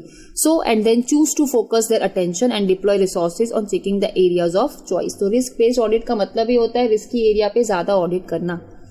ये 3 लाइन्स ऑफ डिफेंस आपको आई गेस समझ में आ गए होंगे। फर्स्ट लाइन था डिपार्टमेंट वाले, सेकेंड लाइन था ऑपरेशनल रिस्क डिपार्टमेंट, थर्ड है operational risk management committee. No, internal audit. Yes, the third lines of defence is internal audit. All 3 lines of defense are expected to work in a professionally collaborative manner. ये तीनों lines of defense को collaboration में काम करना है, एक दूसरे की views को respect करना है। ORMC of an organization must include internal audit head too. एक कमिटी होती है ना जो हमारी ORMC वाली, उसमें है ना इंटरनल ऑडिट का हेड भी होता ही है उसके अंदर। सो इंटरनल ऑडिट अकेला तो काम करता ही है, साथ में ORMC कई कमिटी में जो पर्सन्स होते हैं ना उसमें उसका जो इंटरनल ऑडिट का हेड होता है ना वो भी उसमें कमिटी में पार्ट लेता है, in addition to senior management, so that a holistic view of the risk and control is obtain, ताकि उसे सारी चीज समझ में आए, रिस्क और कंट्रोल के बारे में जानकारी मिले। अच्छा, ये चार्ट देखो आप, सबसे ऊपर कौन है, बोर्ड के 2 पार्ट्स देखो आप। एक साइड है risk management committee, risk management committee है, कोई नाम नहीं लिखा है, ओवरऑल रिस्क मैनेजमेंट, ये सारी रिस्क का ध्यान रखती है। और एक साइड है हमारी ऑडिट कमेटी। अच्छा, रिस्क मैनेजमेंट कमेटी के नीचे कौन है, ऑपरेशनल रिस्क मैनेजमेंट कमेटी, ये कमेटी खाली ऑपरेशनल रिस्क का ध्यान रखती है। और उधर ऑडिट कमेटी के नीचे कौन है, इंटरनल ऑडिट। इंटरनल ऑडिट किसको रिपोर्ट करता है, ऑडिट कमेटी को ही रिपोर्ट करता है। और ऑपरेशनल रिस्क मैनेजमेंट कमेटी किसको रिपोर्ट करती है, रिस्क मैनेजमेंट कमेटी को, और वो लोग किसको बताते हैं, बोर्ड को बताते हैं। तो सबसे हाईएस्ट तो कौन है, बोर्ड है। अच्छा, ऑपरेशनल रिस्क मैनेजमेंट कमेटी का एक यूनिट होता है जिसका नाम है ऑपरेशनल रिस्क मैनेजमेंट यूनिट। ठीक है, वो लोग 3 चीजें चेक करते हैं, RCSA risk control self assessment, KRI की रिस्क इंडिकेटर, और लॉस डेटा कितना लॉस हो सकता है, वो सब चीज़ें किसको रिपोर्ट होती है, कमेटी को। और कौन करता है, बिजनेस ऑपरेशन फंक्शंस, मतलब वो फर्स्ट लाइन ऑफ डिफेंस वाले हैं ना हमारे डिपार्टमेंट वाले, वो बताते हैं इनको, मतलब डिपार्टमेंट को, ऑपरेशनल रिस्क मैनेजमेंट डिपार्टमेंट को, और ऑपरेशनल रिस्क मैनेजमेंट डिपार्टमेंट बताता है ऑपरेशनल रिस्क मैनेजमेंट कमेटी को, और ऑपरेशनल रिस्क मैनेजमेंट कमेटी बताती है रिस्क मैनेजमेंट कमेटी को, और रिस्क मैनेजमेंट कमेटी वाले बताते हैं बोर्ड को। तो ये जो है ना लेफ्ट साइड, वहाँ पर फर्स्ट लाइन और सेकंड लाइन ऑफ डिफेंस वाले हैं, और जो थर्ड इधर राइट साइड है ना वो है थर्ड लाइन ऑफ डिफेंस, जिसमें सिर्फ दो ही है, इंटरनल ऑडिट है, वहाँ का जो हेड है वो डायरेक्ट किसको रिपोर्ट करेगा, ऑडिट कमेटी को रिपोर्ट करेगा। और ये जो हेड है ना इंटरनल ऑडिट का, वो कमेटी में भी रहता है, ऑपरेशनल रिस्क वाली मैनेजमेंट कमेटी में। So that was the topic of lines of defense. For an effective operational risk management framework, the following focus areas are recommended. कौन से एरियाज पे आपको फोकस करना चाहिए। दो they fall outside the direct management of operational risk department, दो मतलब भले ही ये जो एरियाज हैं वो डायरेक्ट मैनेजमेंट के अंदर नहीं आते हैं ऑपरेशनल रिस्क डिपार्टमेंट के, but these are the prime drivers of operational risk, पर इनसे ऑपरेशनल रिस्क जनरली होती है, and hence frequently either the cause of higher operational risk and और इट्स रेमेडियल मेजर। और जनरली ऑपरेशनल रिस्क के होने का कारण जनरली यही फैक्टर्स होते हैं, और या तो रेमेडी का कारण भी हो सकते हैं। So focus areas for an effective operational risk management framework, कौन से फोकस एरियाज है वो रिकमेंडेशन आपको उन्होंने बताए हैं। सो फोकस एरियाज में आपको फोकस करना है एरियाज पे जो भी आपको लगता है कि हमको अगर हमारा रिस्क मैनेजमेंट जो भी डिपार्टमेंट है वो सक्सीड हो, उसके अंदर क्या क्या चीज़ों पे फोकस करना चाहिए। So now that was question number I guess 3.3 as per your module, and question 7 as per our book, and now we will move on to the question number 8 जिसमें हम पॉलिसीज़ के बारे में समझेंगे। सो पॉलिसीज़ कितने level पे होती है, how effective policies can be implemented. So policies अगर हमको इफ़ेक्टिवली इम्प्लीमेंट करनी है तो कैसे करनी चाहिए, कितने पार्ट्स में करनी चाहिए। सो कैसे पॉलिसीज़ बनानी चाहिए। एंटिटी लेवल पॉलिसीज पहले बनाओ। Depending on the nature of industry and applicable regulations, it is necessary for an organisation to have certain high level policies. Yes, this was asked in MCQ. High level policy नाम कर दिया था entity level policy की जगह option के अंदर, तो entity level या high level, it is one and the same.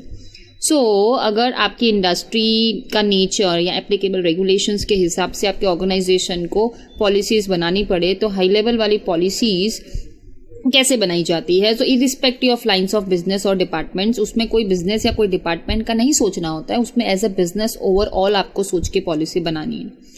This are typically owned at highest levels of management. ये पॉलिसी कौन बनाता है, हाईएस्ट लेवल ऑफ मैनेजमेंट वाले लोग बनाते हैं। And set the tone at the top. Tone at the top मतलब bottom to top तक पूरा कंट्रोलिंग रहना चाहिए। एग्जाम्पल्स जैसे कि code of conduct for employees, employees का code of conduct that is 9 बजे आना है शार्प, तो 9 बजे आ ही जाना है। That is a code of conduct for all the employees, be it a member of purchase department, be it a member of accounts department, everybody has to report by 9. That is a code of conduct and that is entity level policy. Whistle blower policy, obviously expense delegation policy, procurement policy, information security policy, ये सब जो भी बनाएगा policy बनाने वाले लोग overall, that is entity level policy, high level policy, जो highest level of management का मतलब। अच्छा, ये क्वेश्चन एग्जाम में एग्जाम्पल्स याद रखना, एग्जाम्पल के फॉर्म में आएगा कि हाई लेवल पॉलिसी में कौन सी पॉलिसी आती है। अब आ रहा है लाइंस ऑफ बिजनेस या डिपार्टमेंटल पॉलिसी, जो डिपार्टमेंट वाले अपनी डिपार्टमेंट्स के लिए जो पॉलिसीज बनाते हैं। Depending on the nature of business, an organisation is engaged in each business activity और department may need suitable policies to govern and direct its functioning। Her department को अपनी अपनी पॉलिसी बनानी चाहिए एंड उसकी गवर्नेंस के लिए, डायरेक्शन के लिए ज़रूरी भी है। इनएडिक्वेट definition of the policy statement and responsibilities, अगर पॉलिसी इनएडिक्वेट रही, आपकी समझ ही नहीं आई लोगों को, या रिस्पॉन्सिबिलिटीज आपने समझा ही नहीं, और often a cause of operational risk events, और इसकी वजह से ही हादसे होते हैं ऑपरेशनल रिस्क वाले। So examples are credit policy in a lending institution, कोई भी बड़ा इंस्टीट्यूट है जो लोन का काम करता है, उसमें क्रेडिट पॉलिसी बनानी ज़रूरी है कि कैसे लोन देना है। Product specific policy in a manufacturing industry, product कैसे बनाना है, human resource policies, human resource में जैसे कि पॉलिसीज बनानी, रिक्रूटमेंट, सिलेक्शन वगैरह का, वो कैसे होगा, operational policies, this policies are departmental wise. So policies often include a standard to, एक स्टैंडर्ड से बनाओ which outlines the specific deliverable कि ये अचीव करना है and a minimum expected level of performance in it, मतलब ये टारगेट अचीव करना है. In some organisations the standards could be maintained outside the policy documentation. कुछ ऑर्गेनाइजेशन में स्टैंडर्ड्स मेंटेन हो भी जाते हैं, पॉलिसी डॉक्यूमेंटेशन नहीं भी होता तो भी. Nevertheless, it is advisable to have in overall governance process. Documentation ना होने के बावजूद कभी कभी हो जाता है, पर हर ऑर्गेनाइजेशन में ऐसा नहीं होता, इसलिए एडवाइजेबल है कि आपके यहाँ कुछ प्रोसेस होना चाहिए.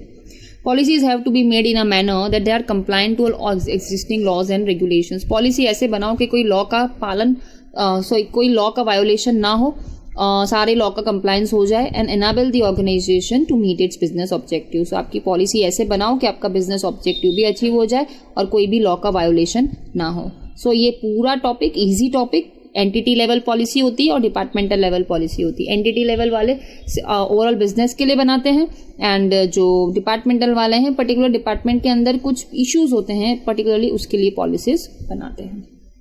That was question number 8. अब आ रहा है क्वेश्चन नंबर 9. उसका जो पार्ट है ना, उसमें जो वर्ड आ रहा है ना प्रोसेस नोट्स, वो नया नहीं है. आगे वाले क्वेश्चन में हमने पढ़ा था, आपको याद आना चाहिए, प्रोसेस नोट्स बनाना है.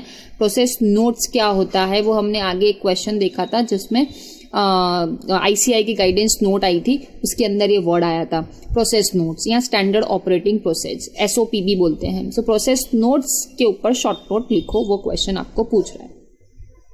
So process notes are detailed instructions. Process notes are detailed instructions, मतलब इसमें इंस्ट्रक्शंस होते हैं that address this specific responsibility given in the policy documents. जो भी पॉलिसी डॉक्यूमेंट्स में हमें जिम्मेदारी दी है, वो जिम्मेदारी को कैसे निभाना है, उसके इंस्ट्रक्शंस जहाँ लिखे होते हैं उसी को प्रोसेस नोट्स बोलते हैं. प्रोसेस नोट, आप ये वर्ड को टुकड़े करके सोचो, प्रोसेस कैसे करना है उसके नोट्स, मुझे ये एग्जाम क्लियर कैसे करना है उसका आप पूरा प्रोसेस बनाते हो, राइट? वैसे ही ये काम कैसे होगा उसका पूरा प्रोसेस बनाना है. So process notes detail the roles and responsibilities of each department. उसमें हर एक डिपार्टमेंट का रोल्स, रिस्पॉन्सिबिलिटीज, कौन है रिस्पॉन्सिबल पर्सन, वो प्रोसेस का कौन रहेगा, किसकी जिम्मेदारी है. It is expected that process notes have fair granularity, मतलब छोटे छोटे स्टेप्स भी कवर होने चाहिए. ग्रैन्युलर मतलब छोटे छोटे steps on how exactly a process is executed, कि कैसे एग्जैक्टली ये काम को हमको खत्म करना है, इंक्लूडिंग कौन से कंट्रोल्स का ध्यान रखना है बीच बीच में. In an advanced operational risk management environment, the process notes tend to be very articulate and define the processes granular. आज के risk management environment में हम जो process notes बनाते हैं वो छोटे छोटे steps भी include करते हैं, leaving no scope for ambiguity. कोई भी scope नहीं रहता है confusion का और misinterpretation का, मतलब एकदम क्लियर प्रोसेस हम बनाते हैं ताकि कोई कंफ्यूजन ही ना हो और अच्छे से काम बिना कंफ्यूजन के, बिना मिस इंटरप्रिटेशन के खत्म हो जाए. कि आज हमें इतना प्रोसेस कैसे खत्म करना है लाइन बाय लाइन, उसका पूरा हम क्या बनाते हैं, क्लियर एक नोट बना के दे देते हैं. Taking the same example as in policies. Example देखो, इन अ लेंडिंग इंस्टीट्यूशन एक क्रेडिट प्रोसेस नोट है. क्रेडिट प्रोसेस नोट मतलब लोन का. वो detail the exact steps that an organisation is to follow in lending money to a customer. Customer को कैसे पैसे देना है and all the checks and controls expected to be done in the process. कैसे customer को देना है, पूरा प्रोसेस लिखा जाता है कि कस्टमर आए, उसके डॉक्यूमेंट्स मंगवाओ, डॉक्यूमेंट्स पे स्टैंप लगाओ, उसकी जेरोक्स भी मांगो, उसके बाद उसको दूसरे डिपार्टमेंट में पास ऑन करो, दूसरे डिपार्टमेंट को उसको एनालाइज करने के लिए दो, फिर तीसरा डिपार्टमेंट, फिर चौथा डिपार्टमेंट, कैसे पूरा काम होगा, कंट्रोल्स होगा, वो सब देखना है. एक मैन्युफैक्चरिंग प्रोसेस मैनुअल क्यों बनाते हैं, मैं describe in details aspects like factory specifications, factory में क्या क्या हमारे स्पेसिफिकेशंस हैं, हम टेक्नोलॉजी कौन सी यूज करते हैं, प्रोसेस क्या है, सब प्रोसेस क्या है, असेंबली कैसे करते हैं, स्पेसिफिक डिपार्टमेंट कौन से हैं, उस डिपार्टमेंट के रोल्स क्या है, उनके टास्क क्या है, वो आउटपुट क्या आएगा, प्रोडक्टिविटी कैसे होनी चाहिए, क्वालिटी क्या एक्सपेक्टेड है, वो सारी चीज़ों का हम प्रोसेस नोट्स बना के मैन्युफैक्चरिंग प्रोसेस का एक बंदे को देंगे जिसकी वो जिम्मेदारी है वो काम करने की, ताकि उसे पता चले कि मैं जो काम कर रहा हूँ वो ठीक से कर रहा हूँ कि नहीं कर रहा हूँ. ठीक है, तो ये दो एग्जाम्पल आपको दिए, एक तो दिया है लेंडिंग इंस्टीट्यूशन का मतलब फिनेंशियल इंस्टीट्यूशन का, और दूसरा दिया है मैन्युफैक्चरिंग प्रोसेस का, और यही दो एग्जाम्पल आपको बताते हैं कि प्रोसेस नोट से क्या फ़ायदा होता है.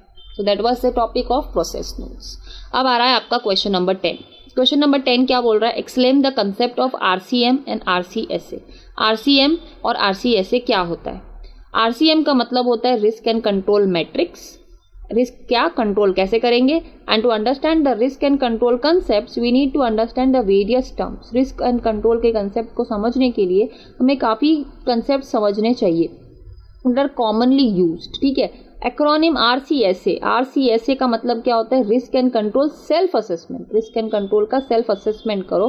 When a test step is tagged to each of the controls, आपको एक स्टेप बोला था हर कंट्रोल्स को करने का, and the management function performs that test, आप टेस्टिंग करके देखते हो, तो आप exercise is known as risk and control self assessment. Risk and control self assessment में आपको एक टेस्टिंग करना होता है कि अगर ऐसी रिस्क हमारे सामने आती है तो क्या हम कंट्रोल कर पाएंगे, उसका टेस्टिंग करते हो, उसका सेल्फ असेसमेंट करते हो कि हम लोग फेल तो नहीं हो जाएंगे ना उस टाइम पे, उसी का टेस्टिंग पहले से करना चाहिए।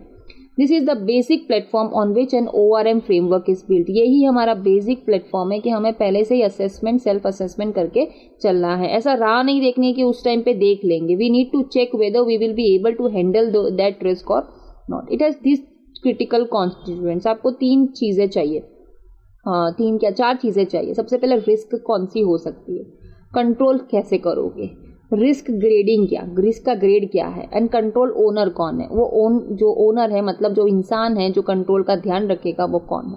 ये 4 चीजों से बन के ORM फ्रेमवर्क बनता है। Constituents 4, risk, control, risk grading and control owner. ये आपको MCQ में आ सकता है।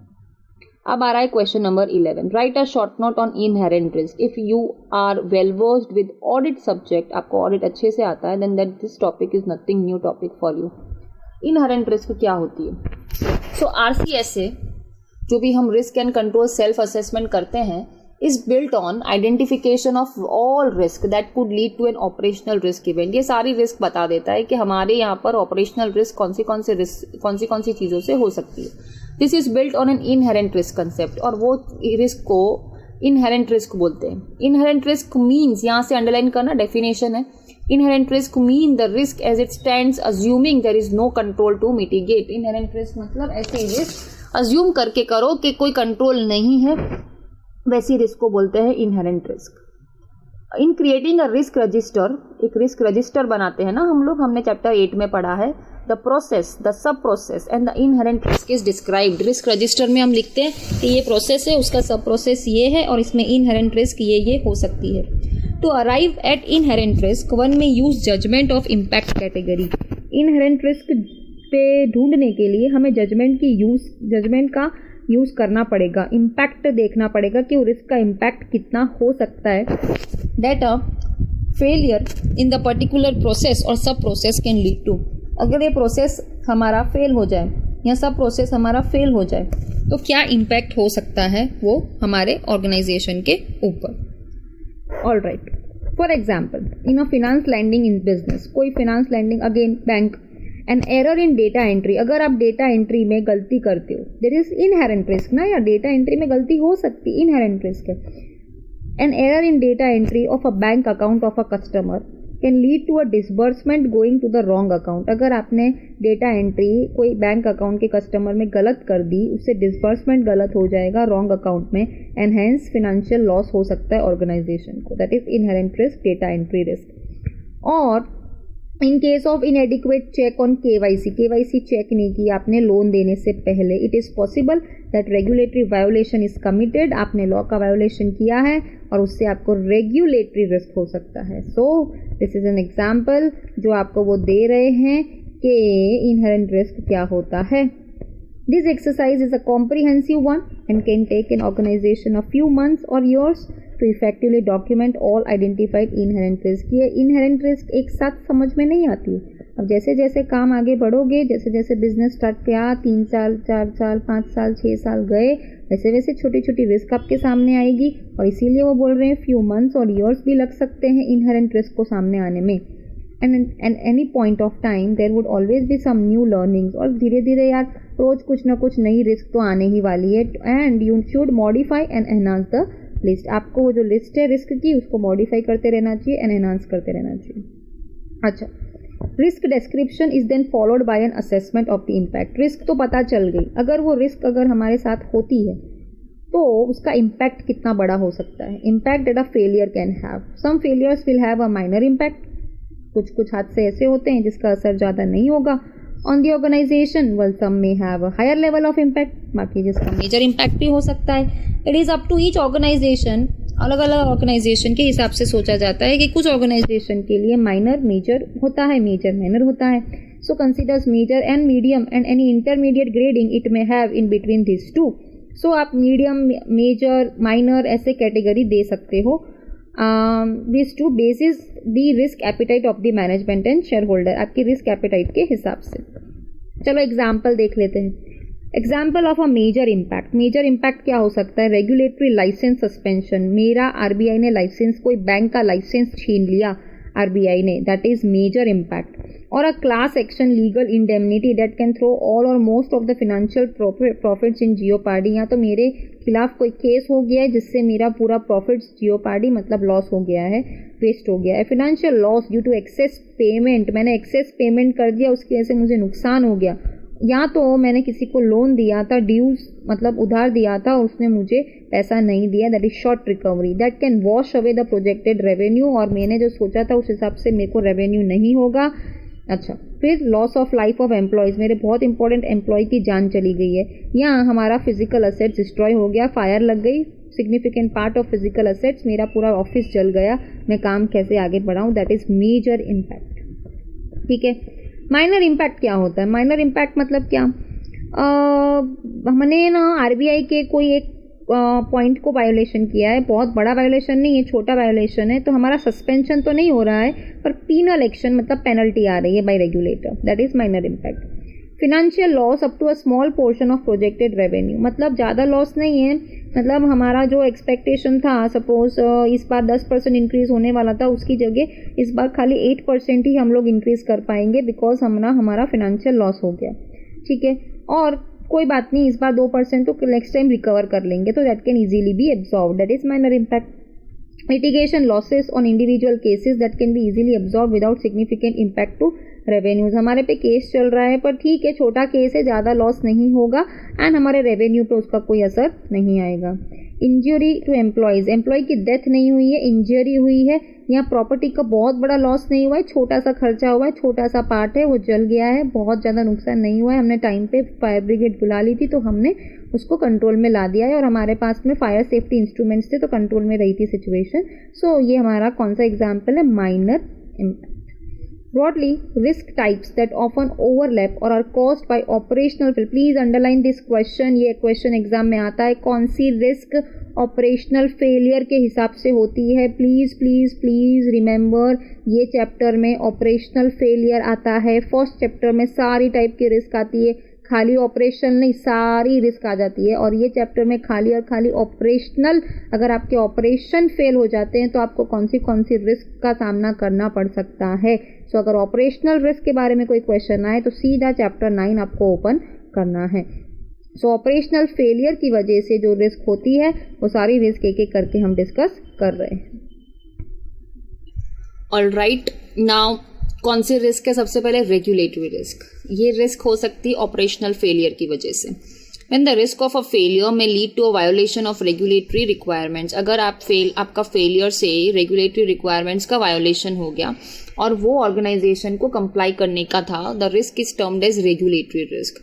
बिकॉज ऑफ ऑपरेशनल फेलियर, आपने ऑपरेशनल फेलियर की वजह से आपने टाइम पे टैक्स का रिटर्न फाइल नहीं किया, that is a regulatory risk. An interrelated term often used in conjunction with regulatory risk is statutory risk. Regulatory risk को कभी कभी स्टैट्यूटरी रिस्क के साथ भी यूज करा जाता है.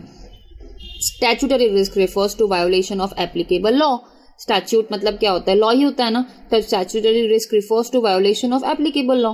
तो रेगुलेटरी रिस्क भी तो वही हुआ ना, more or less. Essentially in common parlance they often refer to the same group of potential risk. Though most organisation use the word statutory risk to refer to violation of law and regulatory risk to refer to violation of norms. कुछ लोग violation of law को statutory risk बोलते हैं और violation of norms को regulatory risk बुलाते हैं. KYC, anti-money laundering is a common example of being a statutory and a regulatory risk. Statutory भी बोलते हैं KYC, anti-money laundering को, रेगुलेटरी रिस्क भी बोलते हैं। Since prevention of money laundering is an act, prevention of money laundering is an act, तो statutory violation भी बोल सकते हो, रेगुलेटरी वायोलेशन भी बोल सकते हो।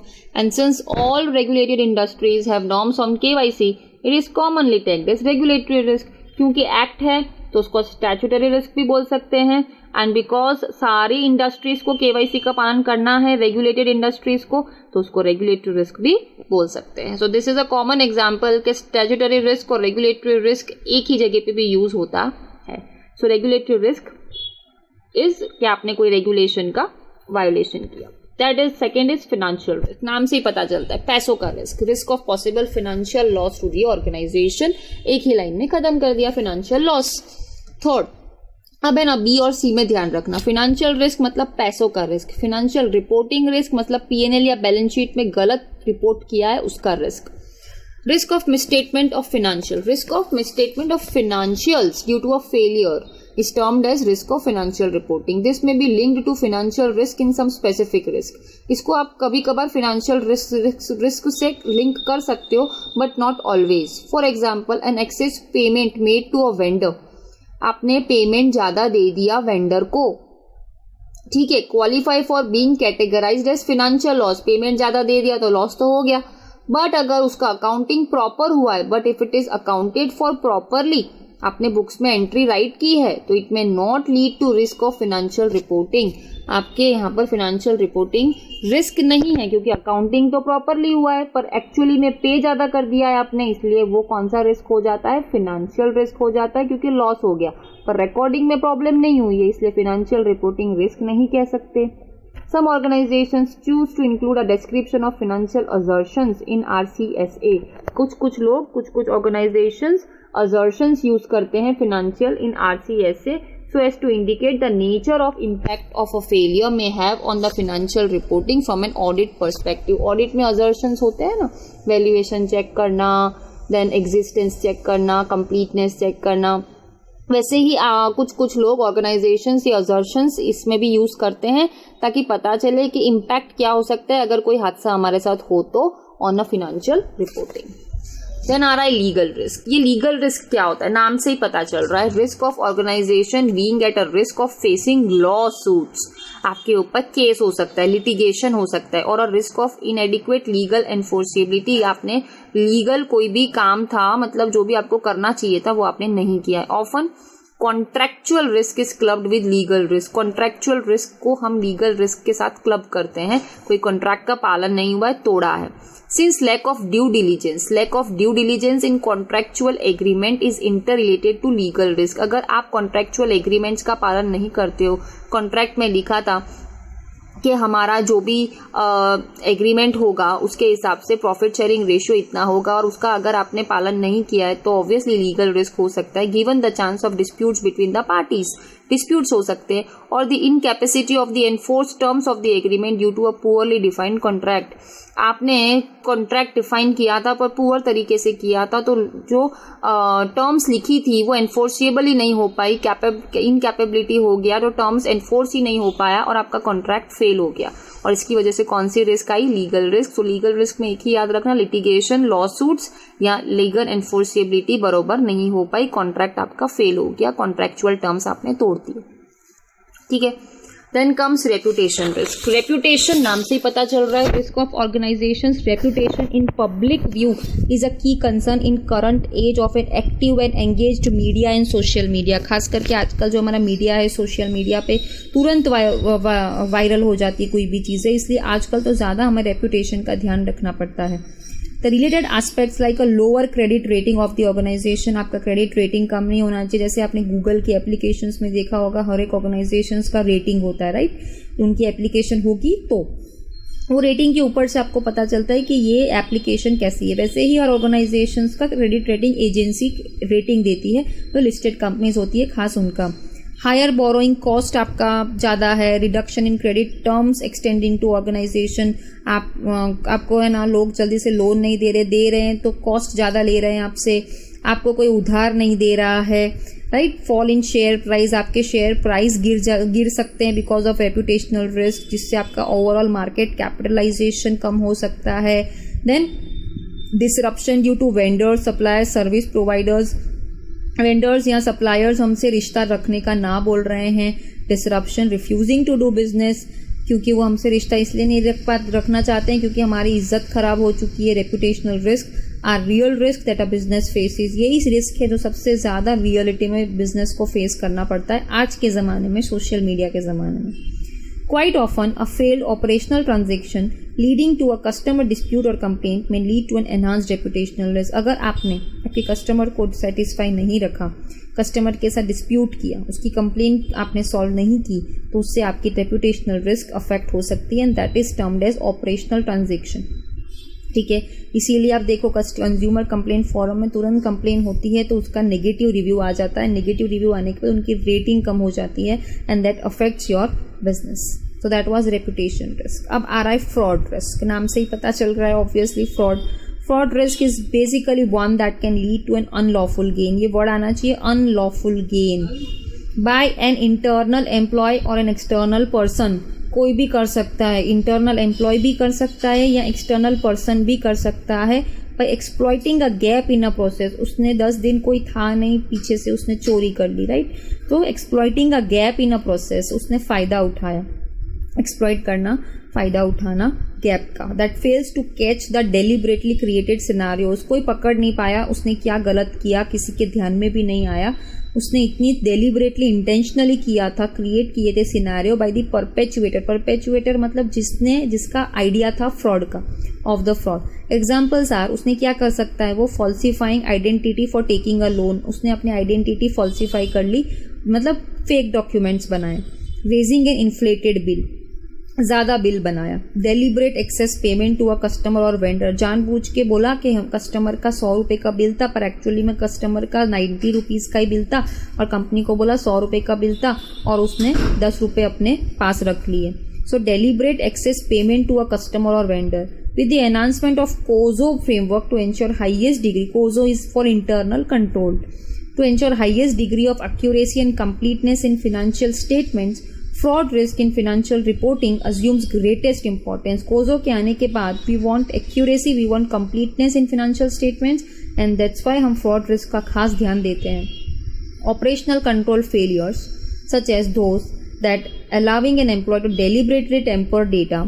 आप ऑपरेशनल पे कंट्रोल रखो ना, ऑपरेशनल का फेल क्यों होने देते हो, कंट्रोल फेल क्यों होने देते हो. जैसे कि कोई एम्प्लॉय को आपने डेलिबरेटली जानबूझ के डेटा दे दिया, वो डेटा वो टेम्पर कर सकता था सिस्टम पे manually, leading to financial misstatement. उसको इतना आपने पावर दे दिया कि वो डेटा उसके साथ है, वो डेटा को कुछ भी कर सकता है, सिस्टम में भी चेंजेस कर सकता है, मैनुअली भी चेंजेस करता है. तो ऑब्वियसली फ्रॉड रिस्क तो होना ही है, एंड इसकी वजह से ऑपरेशनल रिस्क होना है, बिकॉज आपने poorly design process of reporting of data. आपका प्रोसेस ठीक नहीं है डेटा का रिपोर्टिंग करने का. And the last is external risk. External risk is essentially those on which organisation has no control. इसके ऊपर हमारा कंट्रोल नहीं है. Like terrorist attacks, natural disasters, इनके ऊपर हमारा कंट्रोल नहीं रह सकता. But these are real risk, सच में ये होती है. And the loss of employ lives और डैमेज टू फिजिकल असेट्स. और इसमें टेररिस्ट अटैक्स में, नेचुरल डिजास्टर्स में 2 टाइप के लॉस जनरली हो सकते हैं. एम्प्लॉय का लॉस हो सकता है या तो फिजिकल असेट्स का डैमेज हो सकता है.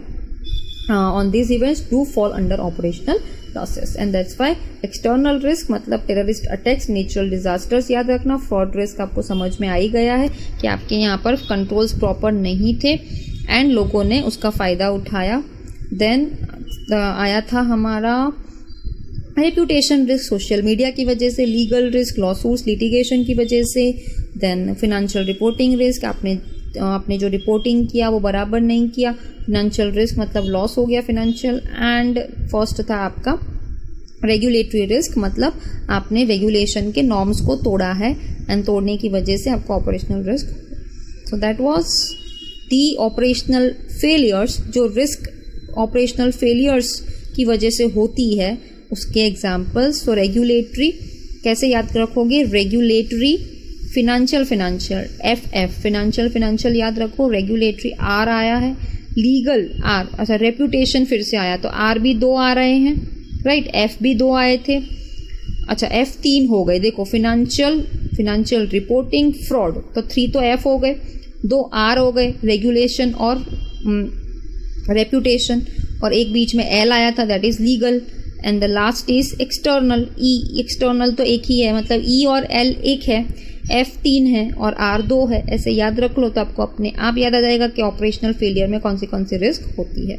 और नेक्स्ट क्वेश्चन हम स्टार्ट करेंगे, क्वेश्चन नंबर 12।